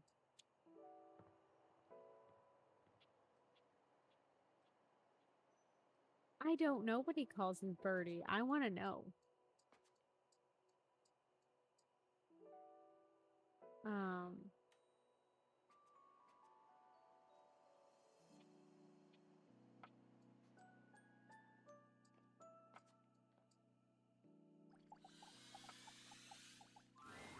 You're back! oh God. Tell me your story, Sinclair. It all happened one rainy night on the north side of Perkelman City. The tough side. I'd stayed late at the office because I had extra work to do before the holidays. Stayed late at your job as in insurance claims adjuster? Go on. Well, when I left, I was feeling a bit low, so I went out to a local bar. It's called the Banana Club. They make a mean Shirley Temple. Heavy pour. Then what happened? I should have known better. But after I'd had about 7 of them, I went out for a stroll. I don't know where I was going. Just trekking the streets with my dog. Suddenly, I came upon a fine dining establishment. How were you called trekking the Questionable streets with your Dandelion. dog when you were staying late at the office? Did you take your dog with you? Right. They've got an incredible buffet. Lots of strange ingredients from all around the world. They're always trying new things. Okay. Like Diplodocus berries. Diplodocus berries? And Jimson weed cupcakes. Naturally. They also sell Excedrin by the pint. The headache medicine. Excedrin? Well, that sounds dangerous. I'm tracking this, I think. No, it sounds dangerous. Oh yes, very. But good for headaches. No, not good for headaches. Oh, is that what it happened? Up until now, it had been a typical Friday night, I'm guessing. No! Not at all! It was Thursday. Forgive me.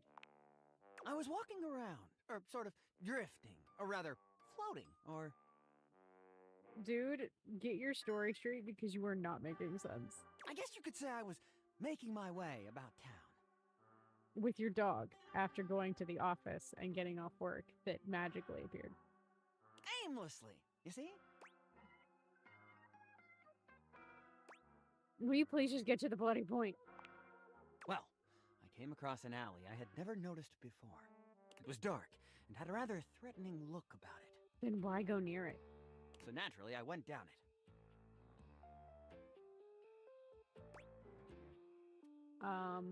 What anyone might do. Are you bonkers? Would I know? Good point. I wandered down the alley and came to a door, lit by a red light. Red light district? I opened it and found a long hall, at the end of which was a sort of booth. And in this booth was a fortune teller. She was wearing a fantastic red shirt, not unlike the one you're sporting. Although it could have easily been more of a chartreuse. I can't tell, I'm tone deaf. A fortune teller. Yes, Her name was Vagabonda the Sinclairius. I would have strangled this sink so badly. Just gonna take a pipe wrench and just unscrew him. She was wearing a fantastic red shirt, not unlike the one you're sporting. You said that already. I'm sorry I keep harping on the shirt, but it was absolutely fantastic. I made mistakes. She spread out a deck of strange cards and asked me to select one. Tarot card deck? They were business cards. Oh, dear God. I chose at random, and the card I picked turned out to be the Ace of Spades.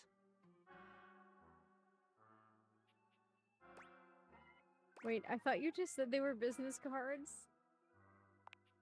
The Ace of Spades is a bespoke shovel manufacturer based in Crumple, Michigan. The owner's name is Ace. I should have known.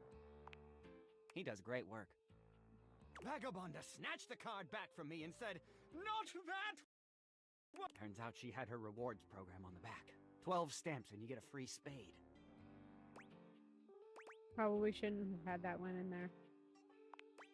We agree! Besides, she only had 2 stamps. So I snatched it back from her again and we had a bit of a row and I'm sorry. God damn, that is a nice shirt. Anyway, I guess that wasn't a very good start to our fortune-telling session. I think that's why she cursed me. How do you figure? Because right afterward, she said, "Martin, that wasn't a very good start to our fortune-telling session. I'm going to curse you because of it." And then she cursed me. So your name isn't Sinclair, it's Martin. She waved what looked like a magic wand. Although, to be honest, it could have easily been a bagel of some sort. And then said, "Martin, I doom you now to become a detestable object. I transform you thusly, so that you may go home and think about what you've done." Go home and think about what you've done. Am I to understand that you may have confused a wand for a bagel? That is correct. And then you became a sink. And then I became a sink. Now you find me as I am, trapped in this porcelain prison. All I want to do is return to my old life, to stroll the streets of Turkoman City once more. Without a care in the world. Oh, how I long for it. Please, won't you help me? Sudsy and I would be oh so grateful if you could get to the bottom of what's going on here and return us to our proper forms. Will you?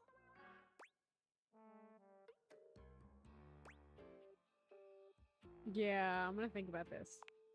Oh, I'm fresh out of bits. No, I mean, like, can I have 5 minutes? Oh, I haven't been taking minutes on this meeting. Have you? What the? No, I mean, never mind. I'll get back to you in a little while. He stands there, silent and unmoving, until you finally leave. Oh my god, was that my last one for the night? I'm gonna cry.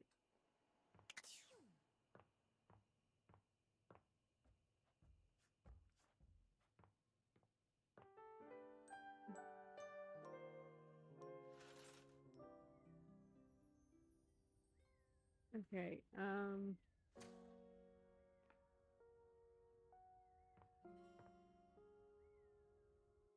that wasn't nightmare fuel. That was, oh my god, I'm gonna kill myself fuel.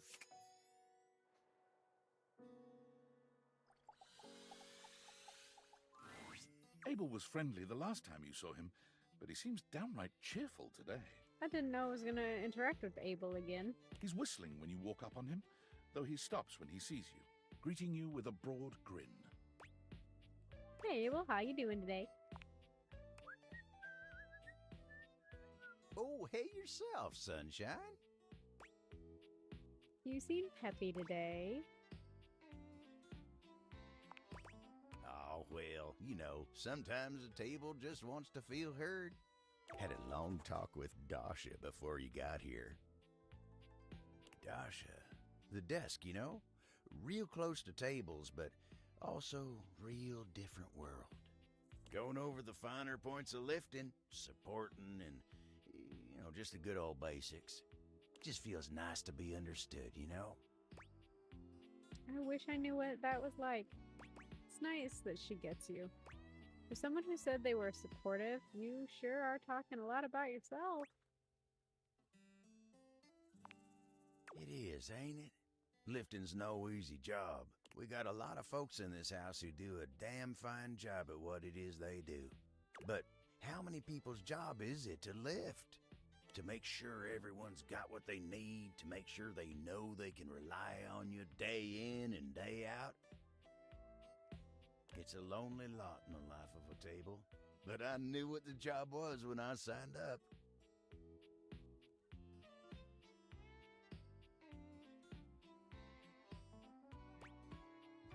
Did you sign up for it? I feel like it was assigned to you. Semantics, pal, semantics. I know who I am and what I do. But sometimes you just wish someone knew exactly what in tarnation you're even thinking about without having to explain yourself. That's Dasha. I see. Maybe you should talk to her more often. You think so? I mean, she had a real positive effect on you. Oh, well, shucks. I don't know. I'd hate to bother her. She's got a lot of lifting to do herself. I can't be distracting her from her very important job now.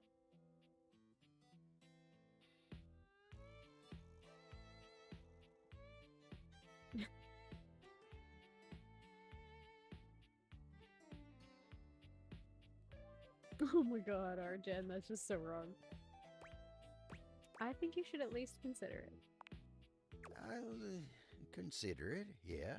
Anyway, I can't take up much more of your time today talking about myself. Just remember what I said before, okay? I'm here if you need me. I will. You remember what I said too, please. I will. You take care now.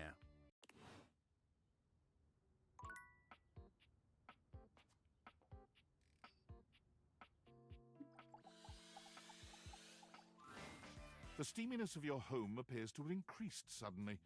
It must be because Lucinda Lavish stands before you now. Lucinda, what's wrong? Steam me up, lover.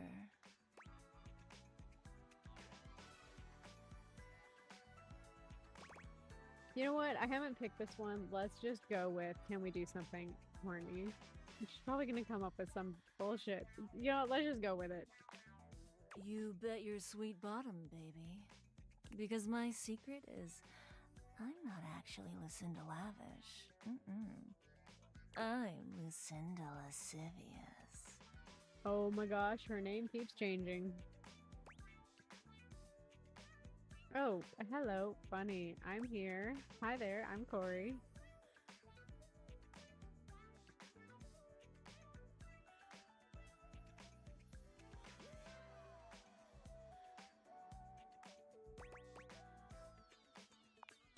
Not so loud. A little bit more gentle, yeah? I like your bed.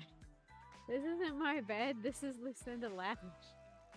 She's my DLC.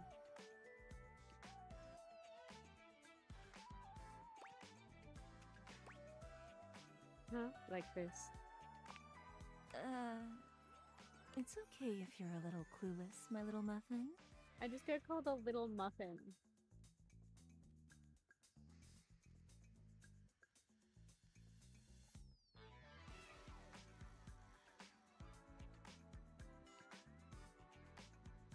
Hang on.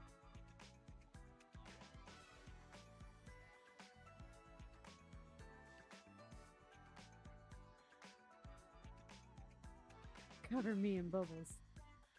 Bitch, she knew height issues. She knew my height issues. It's not okay. Arjun's having so much fun. Aw, she has pet names. She does. But it's just, oh my god. I'm getting picked on left and right.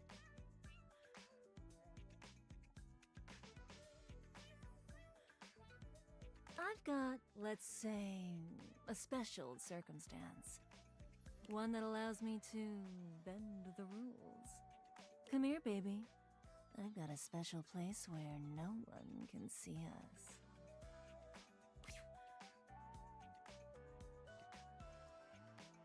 Lucinda takes you to a rather strange place. You can't quite make out where you are, but you are certain you are somewhere near your house.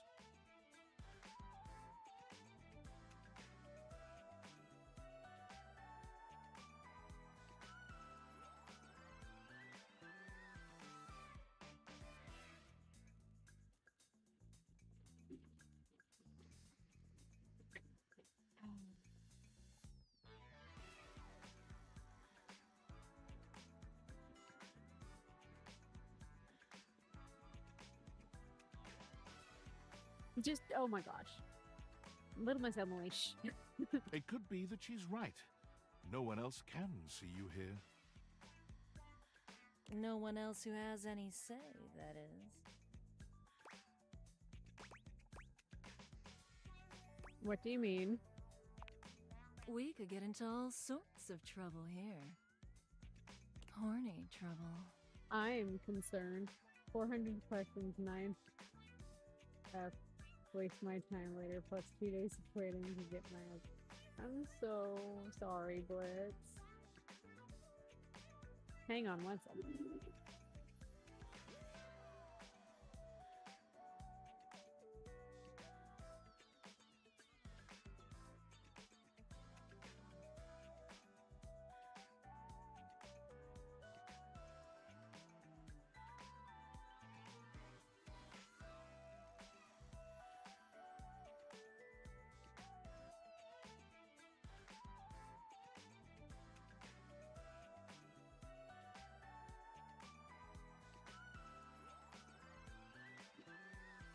Oh my gosh. Every time I mute and unmute this thing, the volume resets and it's up at 100 in my ear again, so I'm like deaf. I had to say goodnight to the little.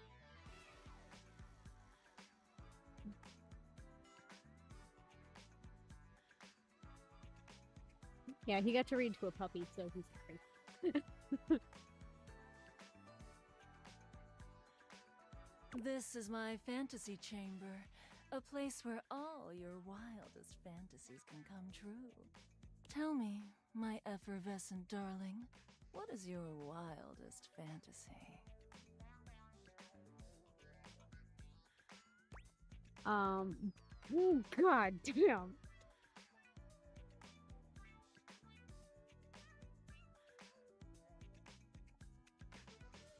I can't even read these.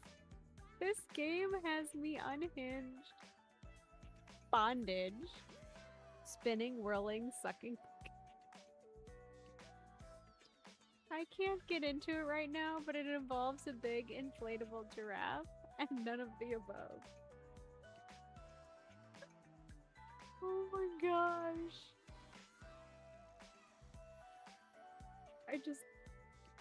I was ill prepared for this game, okay?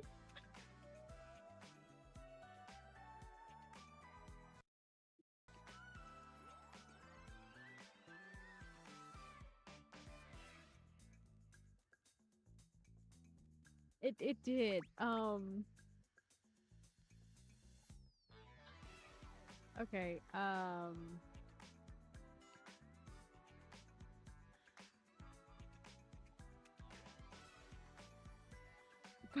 Arjen says bondage, bondage. Giraffe.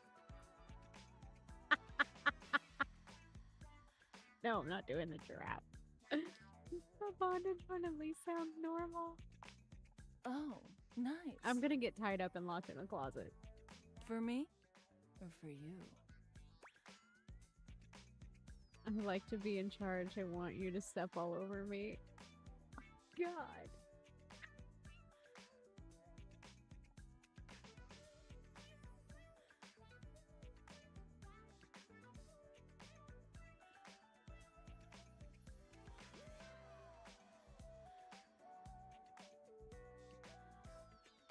I just, I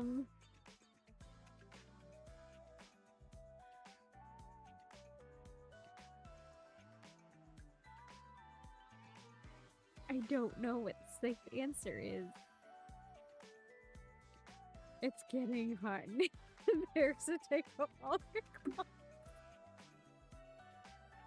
Arjun is messaging me, and she's, oh my god. I tied a girlfriend to a support pole in the kitchen one time. Oh, that's great.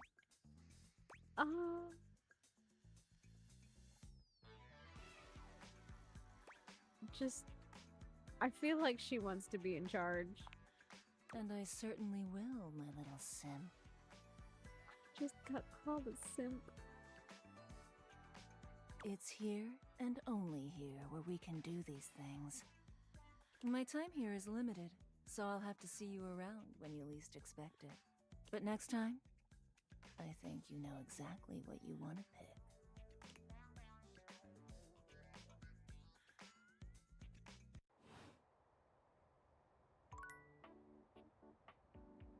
I think I'm in trouble.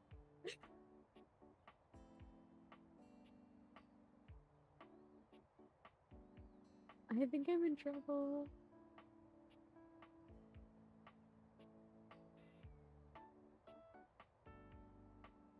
Yeah, is this game not automatically triggering this for a mature rating?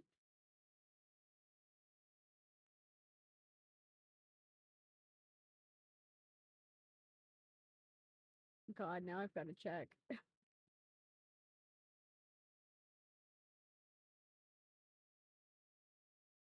No, no, it is. It's late. It's listed as a mature game. Whew. I had to check. I had to check my settings.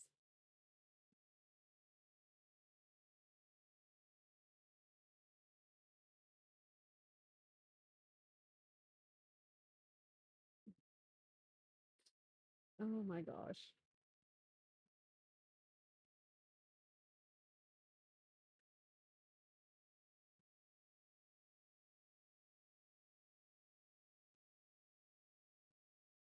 Here is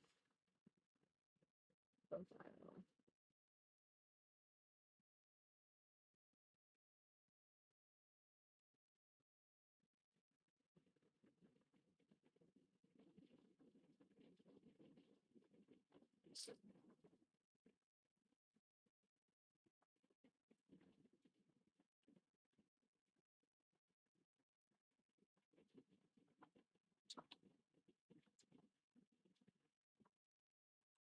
God damn it, I can't type.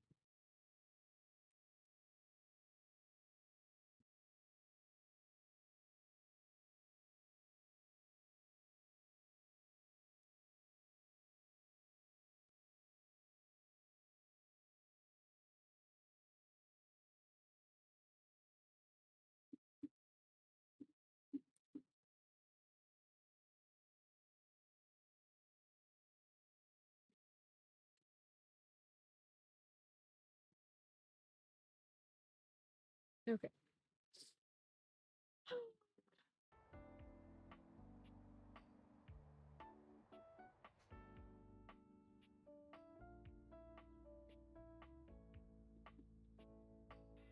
Well, it's are you on Arjun, are you on Twitch or are you on YouTube?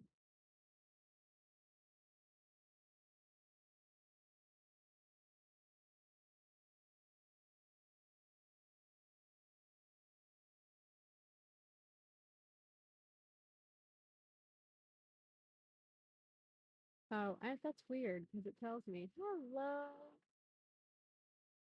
Hello, Gretchen. Yeah, it shows on my stream summary that it's a mature game, so I mean it has to be. It literally is labeled as one.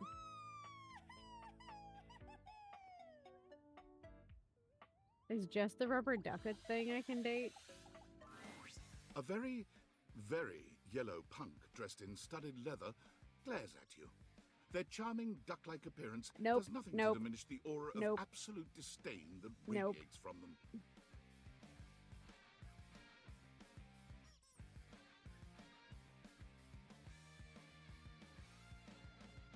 It is just mature conversations, yeah. So, no, the bubble bath is actually, she's actually wearing a very nice, we'll talk to her next, or I'll pull her up and show you. Give me a second. Who the duck are you? I love that. Who the duck are you?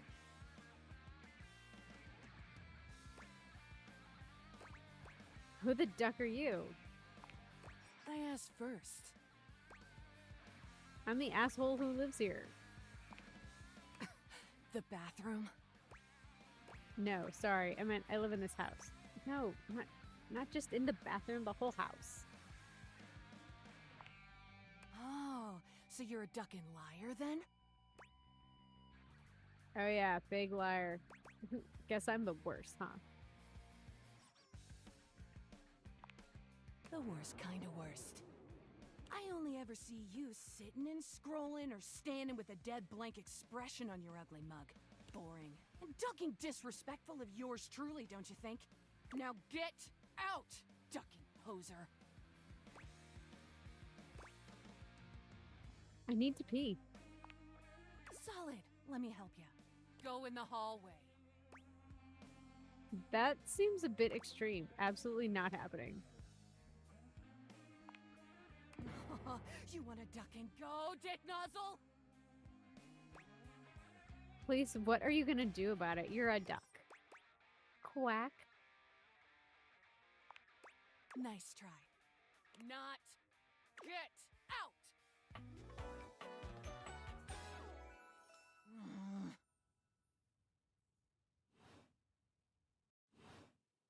Oh, that was fun. Oh, I would have. Trust me, I kind of wanted to throw them out the window. Okay, so we wanted to see what the bathtub looks like. Hang on. Where are you? This is Abel. I kind of want to talk to Lux, but Lux seems to be. We love Eddie and Volt. Dante, Luna, Keys, Beverly, Kofi, Cam, Mir. This is what the bathtub looks like. Bathsheba. That is her name, Bathsheba. And Rebel is our new one.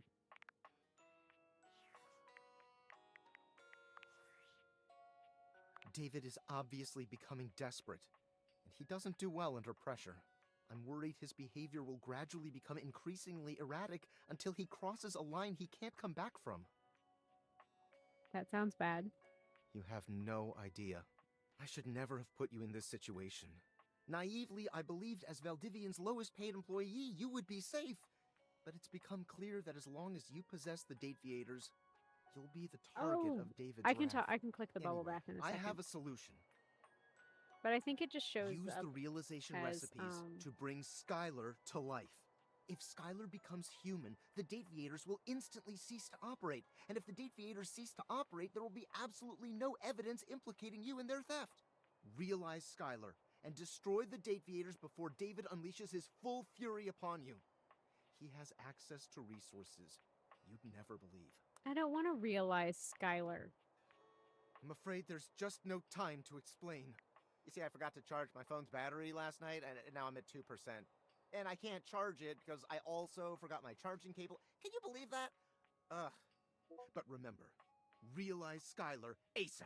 No, because if I realize Skylar, I can't realize anybody else, which means Eddie and Volt just stay Eddie and Volt, and I never get to talk to them again.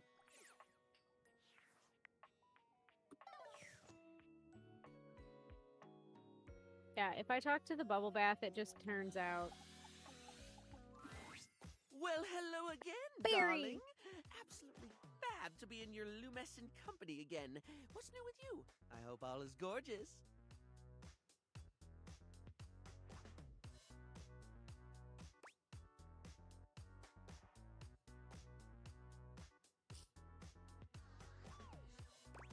Hi again, Barry. You are gorgeous. I am indeed. So, since we last chatted, I've memorized the hex codes of all my favorite shades of pink. And then I forgot them. I was supposed to be organizing all my color palettes before I got distracted by thinking about pink things and trying to name all the stuff I know that's pink. So, anyway, if you were thinking of going with the Smile Republic Berry Red eyeshadow today, I apologize in advance for not knowing where it is. You really do have a lot going on in that brain, and don't you? Are you ever just normal about anything?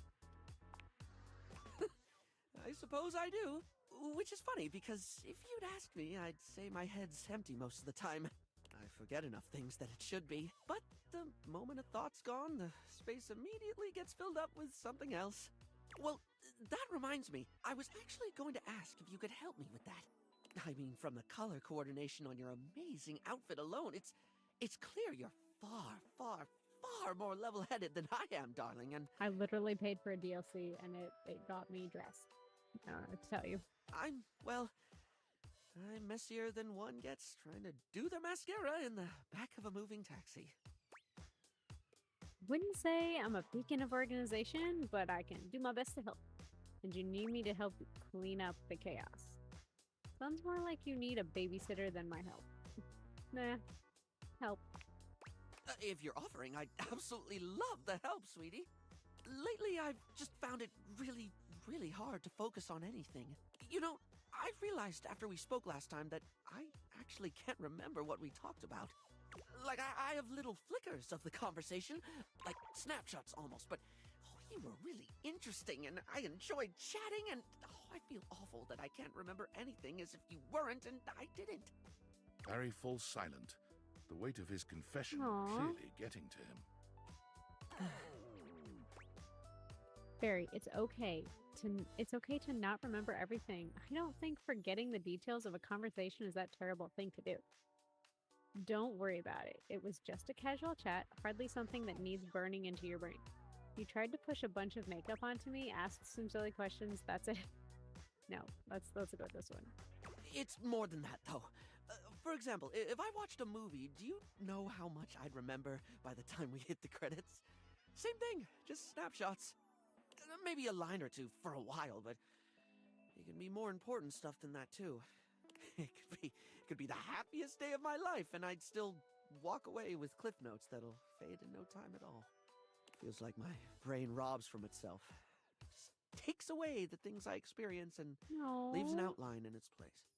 I can feel life crumbling away behind me like a particularly cheap liner pen. That sounds honestly quite scary, and I'm so sorry that happens to you. So you're forgetful is what you're saying. Feels like if this stuff were actually important to you, you'd know.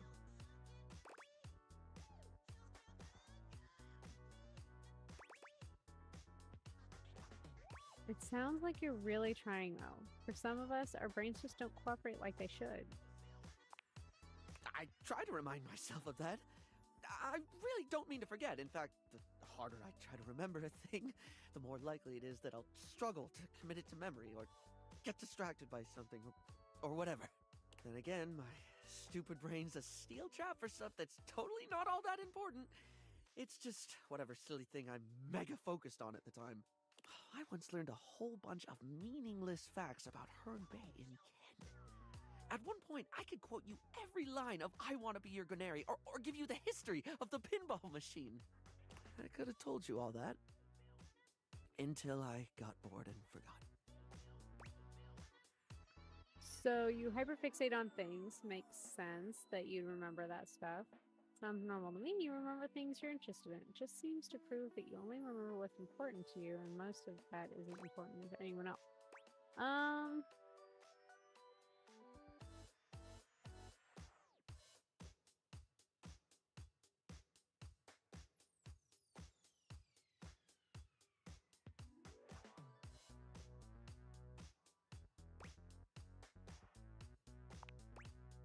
The only thing that ever really stays is the thing I talk people's ears off about all the time. Cosmetics, product, makeup, and skincare, all that glitz. I'm never not fascinated by the things we style ourselves with, and I guess that's what makes Barry Styles Barry Styles. It's what I can remember, so that's me. Pretty ironic, darling. The closest thing to my heart is only skin deep. Maybe for some, but you make people feel good. That's definitely something that matters. Gotta have a hobby, right? Well, it wasn't going to be one of... I wasn't going to be one to say shout. No! Barry gives you a warm smile. That's a lovely way of looking at it. You have a beautiful perspective.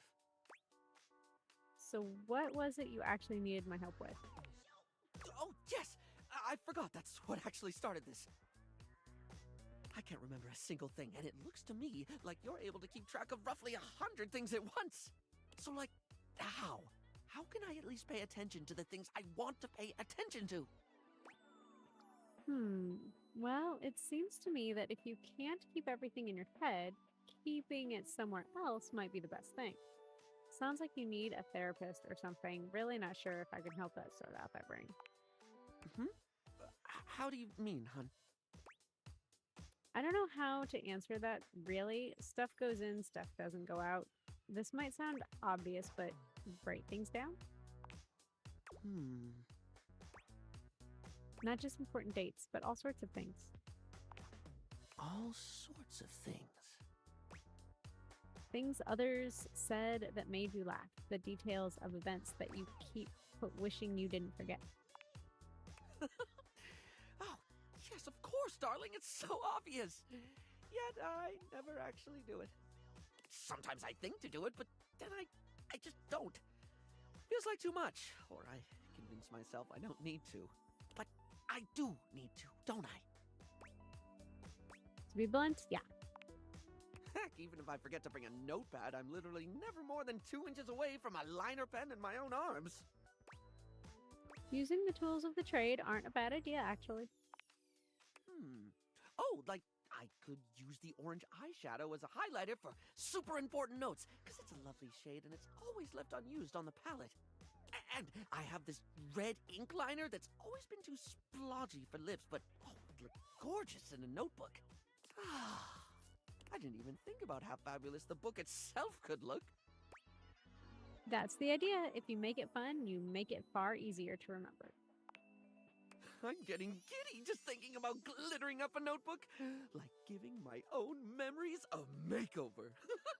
This is brilliant. This is just brilliant. Thank you so much.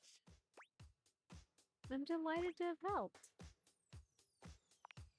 Now, I absolutely must get to work. Okay, how many more do we have?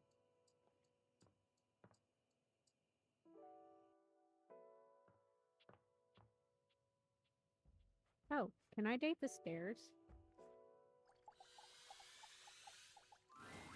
A distinguished beauty greets you with an elegant I'm wave. not dating the stairs. You never really thought so many hard corners and angles could be soft and graceful, but she's really selling it somehow. I draw the line at grandma. Oh, hello, dearie. Mind Yeah, your step. definitely draw I'm the getting line a at bit grandma. creaky in my old age. I'm working on it, mind you. I'm Stella, your quickest way up and down between floor and ceiling. Girl, we're gonna be the best of friends, but that's Airway calling.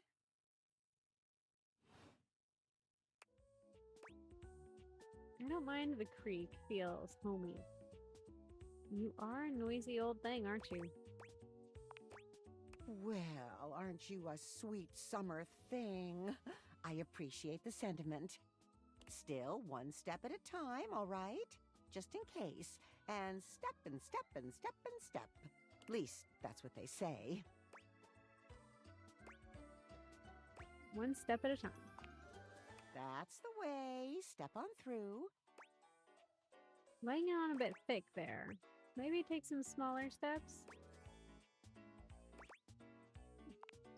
She gives you a surprisingly cheeky little wink. Oh, they call it branding, apparently. Still feels a bit creaky to me, too. Branding for what?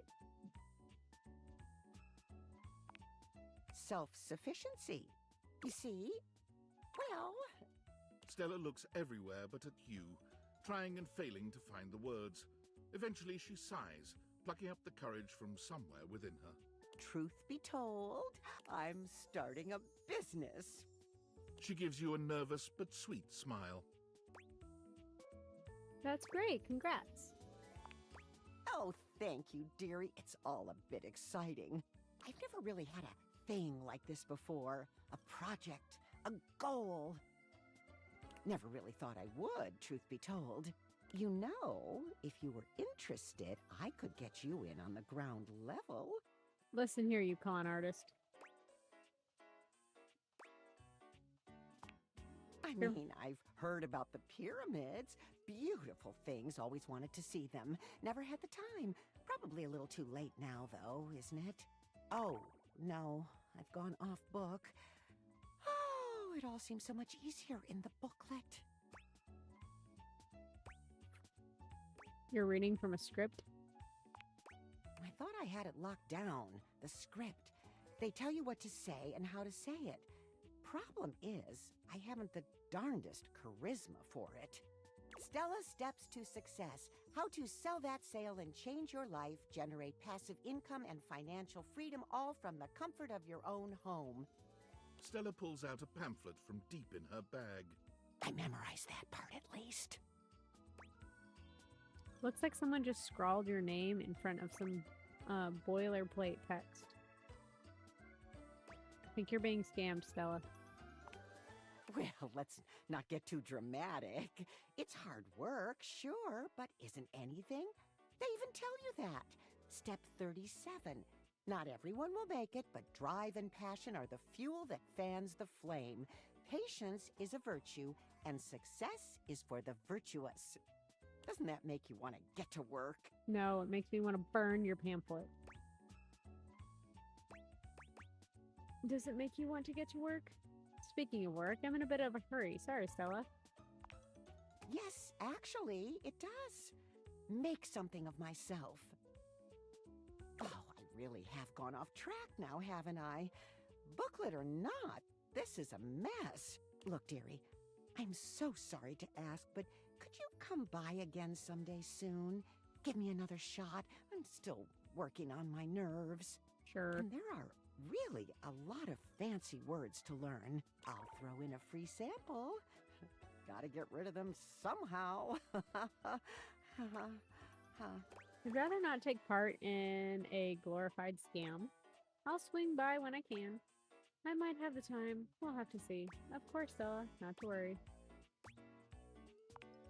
Swing by when I can. You're a sweetheart, dearie. Thank you. I think that was the last one I had, yeah. You sleep.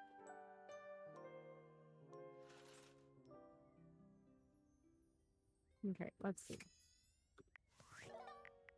Data decks.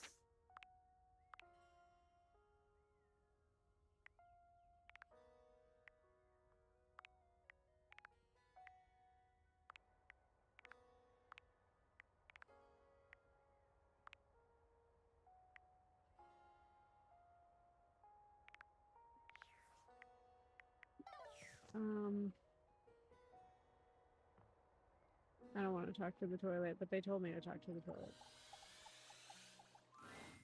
There's a strange rapper standing in your bathroom where the toilet usually is. He's dressed in white and gold, but where his outfit is clean, the look he gives you is downright dirty.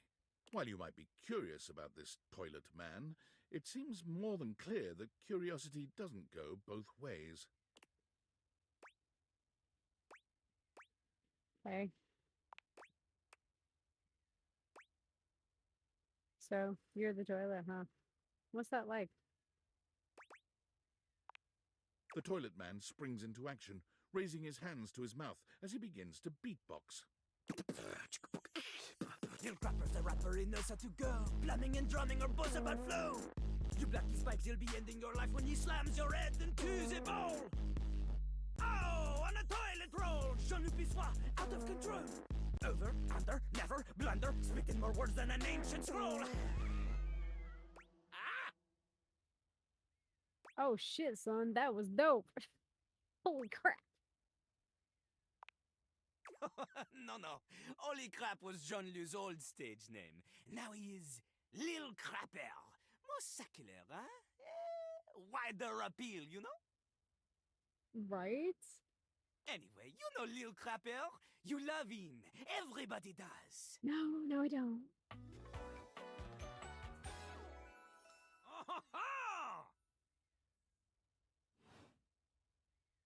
You come to hear his beats, huh? Or maybe you ate the pizza. You come to take a seat so you can deposit the food you ate, huh? No, just wanted to get to know you better. Yes, absolutely, I'm here to listen to the beats. To know me? To know me? This human thinks that they own me. There's always one thing on my mind, and always one thing only. I'm a rapper, the best you see in a shining dream in porcelain. I'm not gonna lie, this is kind of like...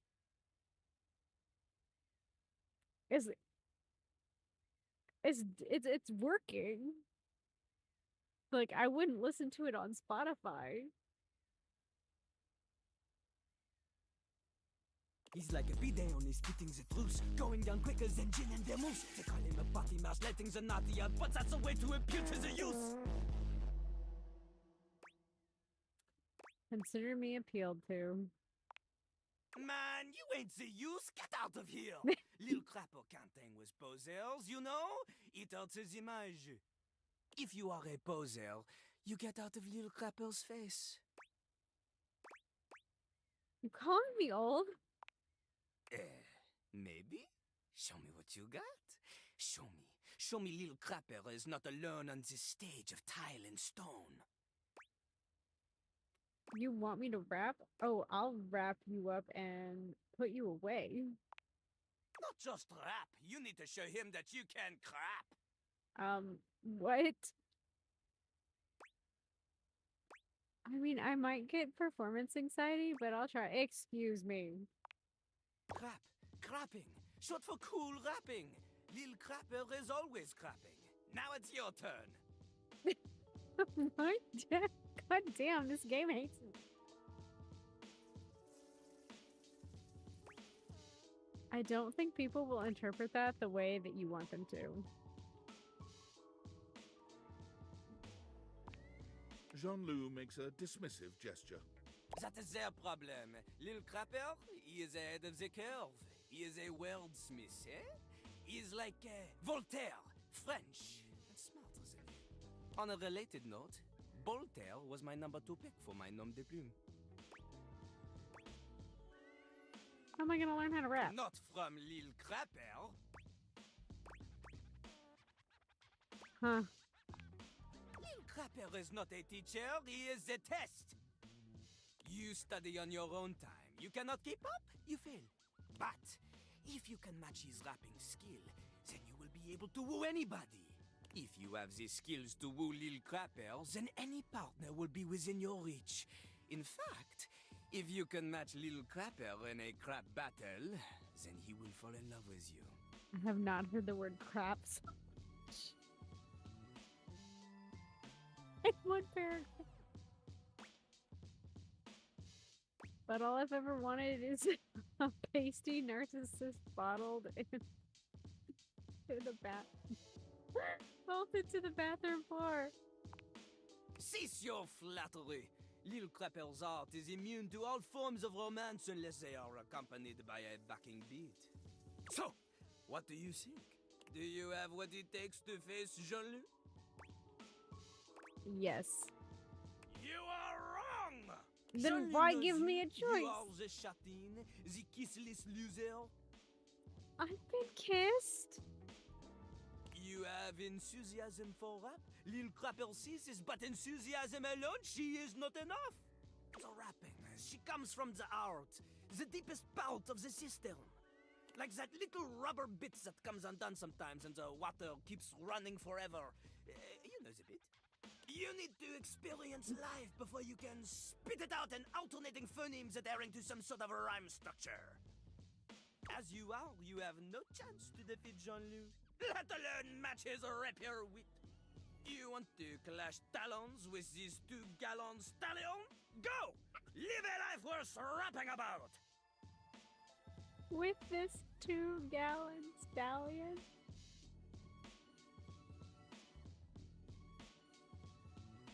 Oh. And I'm a pint-sized pixie. Return to Lil Crapper when you are ready. Oh, that was just wrong. Nope, I didn't mean to do that.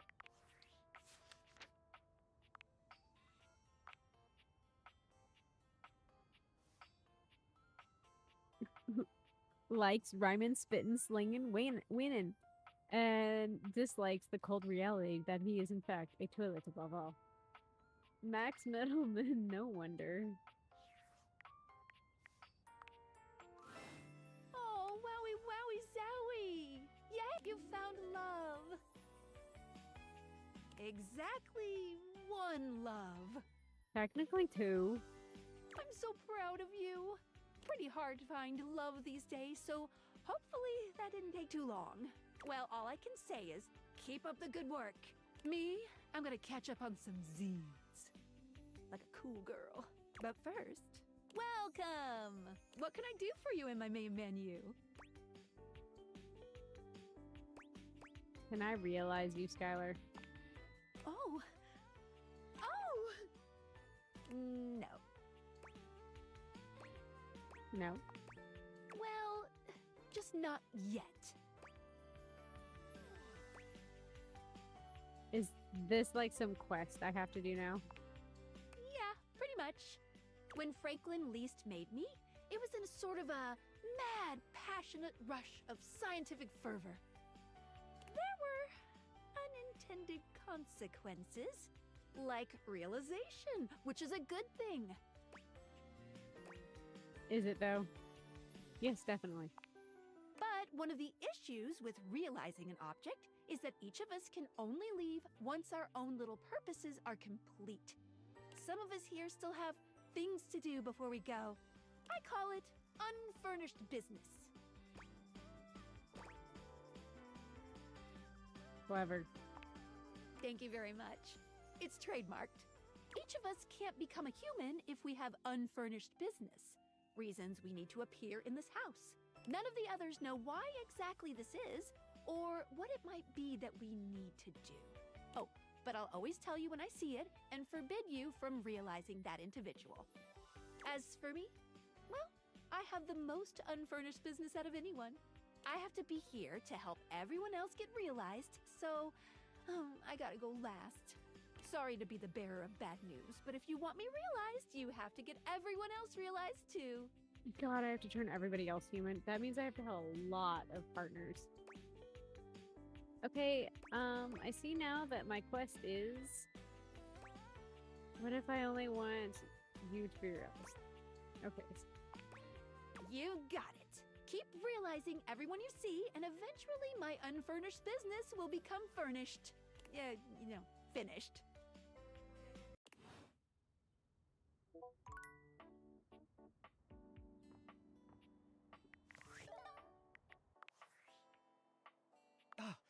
It's me, Tinfoil Hat.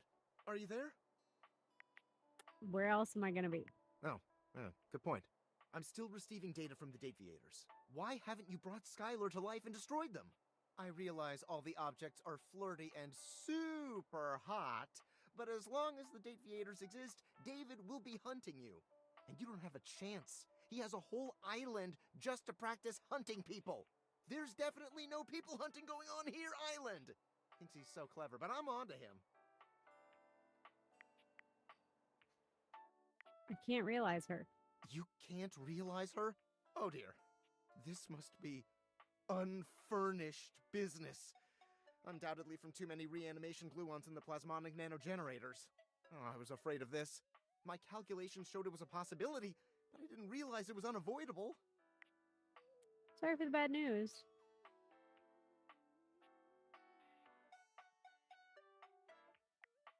All right, change of plans. If unfurnished business is inevitable, then you'll need to bring every object to life before you can realize Skylar and destroy the Deviators. Any questions? Like 100, honestly. I'm so sorry, it'll have to wait. I'm illegally piggybacking off of my neighbor Howard's Wi-Fi, and he just found out. He's only 11, but he's got a black belt in Taekwondo, and he's a real big kid. Realize all the objects, so you can destroy the Deviators.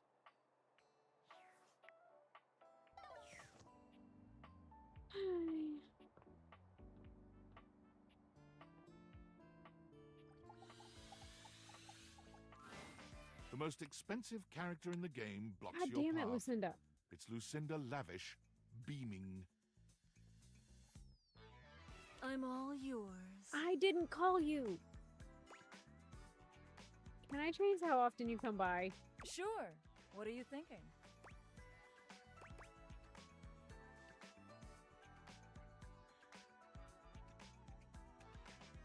I feel bad, but I'd love to see you less. I guess I can understand. The less you see me, the more you long for me. There you go, that's what it is. Anything else on your mind?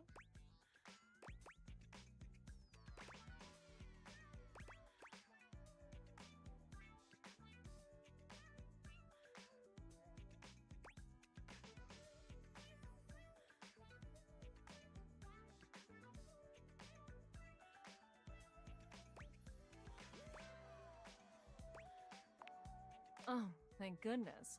The other ones stress me out. Now that that's out of the way, I'm all yours. Can we go to your fantasy chamber?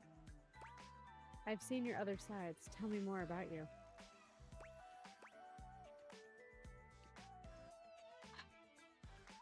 Yeah, let's go to the fantasy chamber. Come here, baby. Let Lucinda Lavish take you in her nice, soft arms. And let her take you away.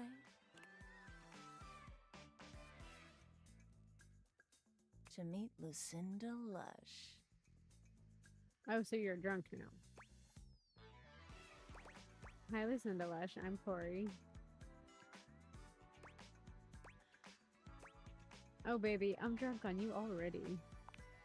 Same here, honey. Same here. I hope you like my chamber. I did make it especially for you. I really have to say, I've wanted you here for a long, long time. I love everything about you, baby. I feel like she's really forcing it. Every single thing you say to me just sends chills up my spine. Like the heebie-jeebie chills, because that's what I'm getting right now.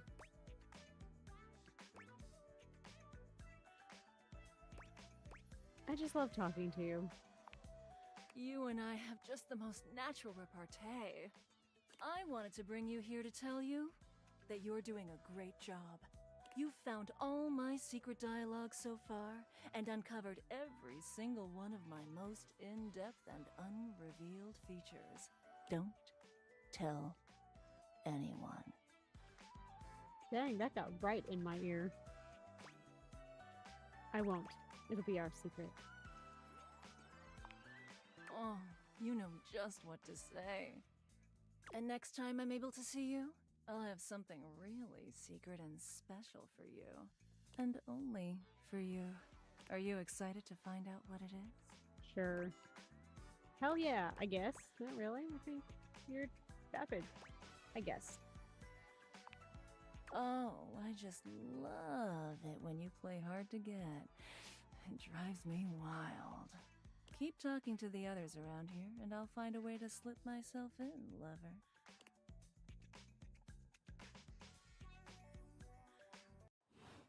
Can I talk to the toolbox now? Of course, now I feel like I gotta find something new to talk to.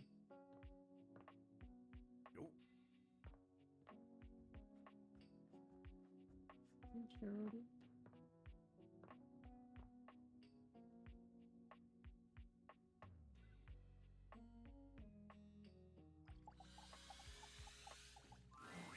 Oh, good! It's Ray Chase. You're here. I'm excited. I'm expressive. Everyone's ready to go to the zoo.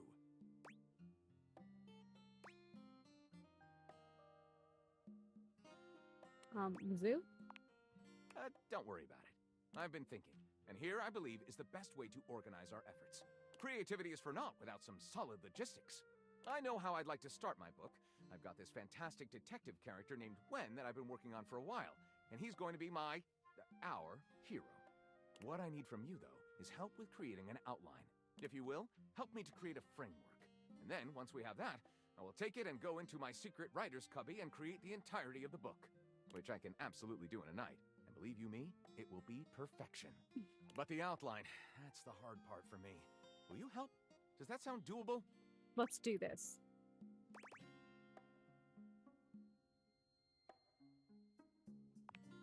Yes, yes, let us boogie. So, here's what I'm thinking about Wen. Detective Xander Wen. He is a hard-boiled detective living in the big city of Sprawlsville, and he is a magnet for crimes. Which works out just fine, because he's also a genius at solving them. Now, just to be clear with you, I haven't fully settled on writing a hard-boiled crime drama to go with my hard-boiled detective. The way I see it, Detective Wen is capable of getting himself into and out of almost any kind of trouble imaginable. I suppose this is why I've been having so much trouble writing this on my own. Xander Wen could do just about anything. I'm asking you to help me create his first story from infinite possibilities. Well, shall we get started? Let's get the... Oh, hell yes. This is going to be great. Excellent! I'll give you the first line, of which I'm very proud, and we'll run with it from there. With that fantastic red shirt, you're bound to have some good ideas. Detective Xander Wen went out the door, looking for crimes. I didn't expect the first crime he ran into to be in the form of a blonde bombshell named Daphne Fatal. With the help of his new and hilariously mismatched partner, a foul-mouthed talking robot named Buzz Aldrin, when Gondorf the wizard appeared before him, when a shirtless ranch hand named Hunky McCoy appeared. Oh, I like this one. Daphne asked Detective Wen to help find her husband Cliff Fatal, who had gone missing. When asks Daphne when she last saw her husband, she replies, at the Squid Cannery down on the Misty Wharf. Xander takes the job, but doesn't tell her that he's not a real detective. His first name is just coincidentally Detective.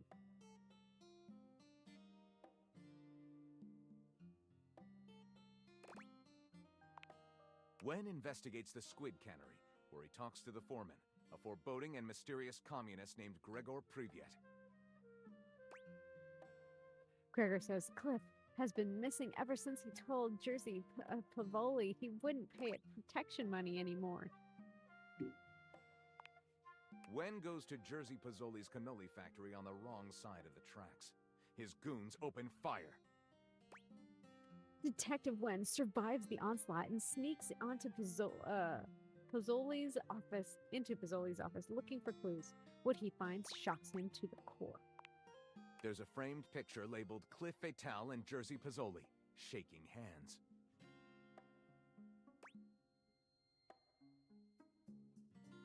And on the right side of the picture, Santa Claus covered in blood. Suddenly, the windows blow out and the CIA rushes in. Agent Stone says, Detective Wen, this is our jurisdiction now. Detective Wen is horrified. The man labeled Cliff Fatal is him. He was Cliff Fatal the whole time. And more than just shaking hands, they are in a tryst with Daphne as well. Wow. Yeah, I like this one. What a twist! What a commentary on the American cannery industry. Pure noir. I call it The Ink Was Black as Night. Lyric looks at the story outline you've written and pronounces his true feelings. Looking at this, I think this will be one for the ages. I'll write it up right away. Unless you think we could come up with something better? No, let's go ahead with this one. See you soon, partner. Okay, I've got one more dateable.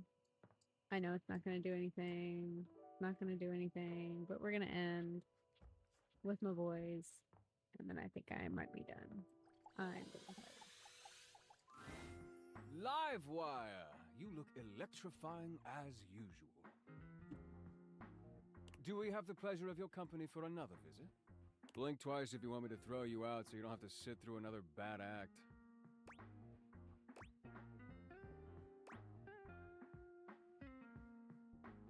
Not here for the show, guys. I'm here to realize you.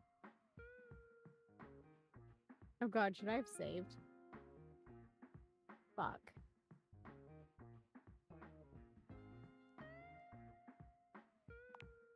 Oh shit, really? If you'd like it. I don't really know what to say. Say nothing. Just let it happen.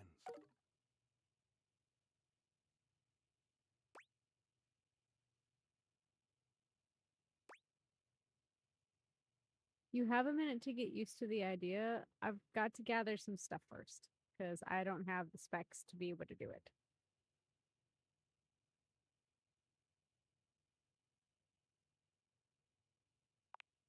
Oh, well, all right. I've still got plenty of work to do anyway.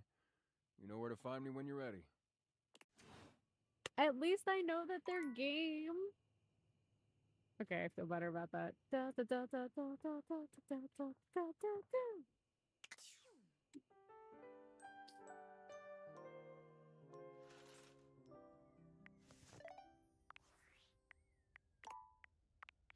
Okay, how many do we have now?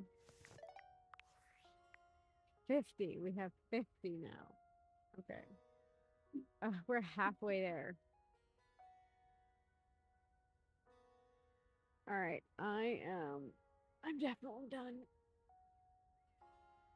I'm exhausted. This game is both fun and just nerve-wracking. And just, it kills my brain. But yeah. Okay. So, yeah. I will talk to you guys later. I appreciate you coming in. Blitz, it was great seeing you in here. Thanks for the follow, Wallace. And thanks for coming in, Gretchen. But I will talk to you guys later and hopefully be on more in the next couple weeks. So, thank you. Bye. Good night, Mr. Blitzer.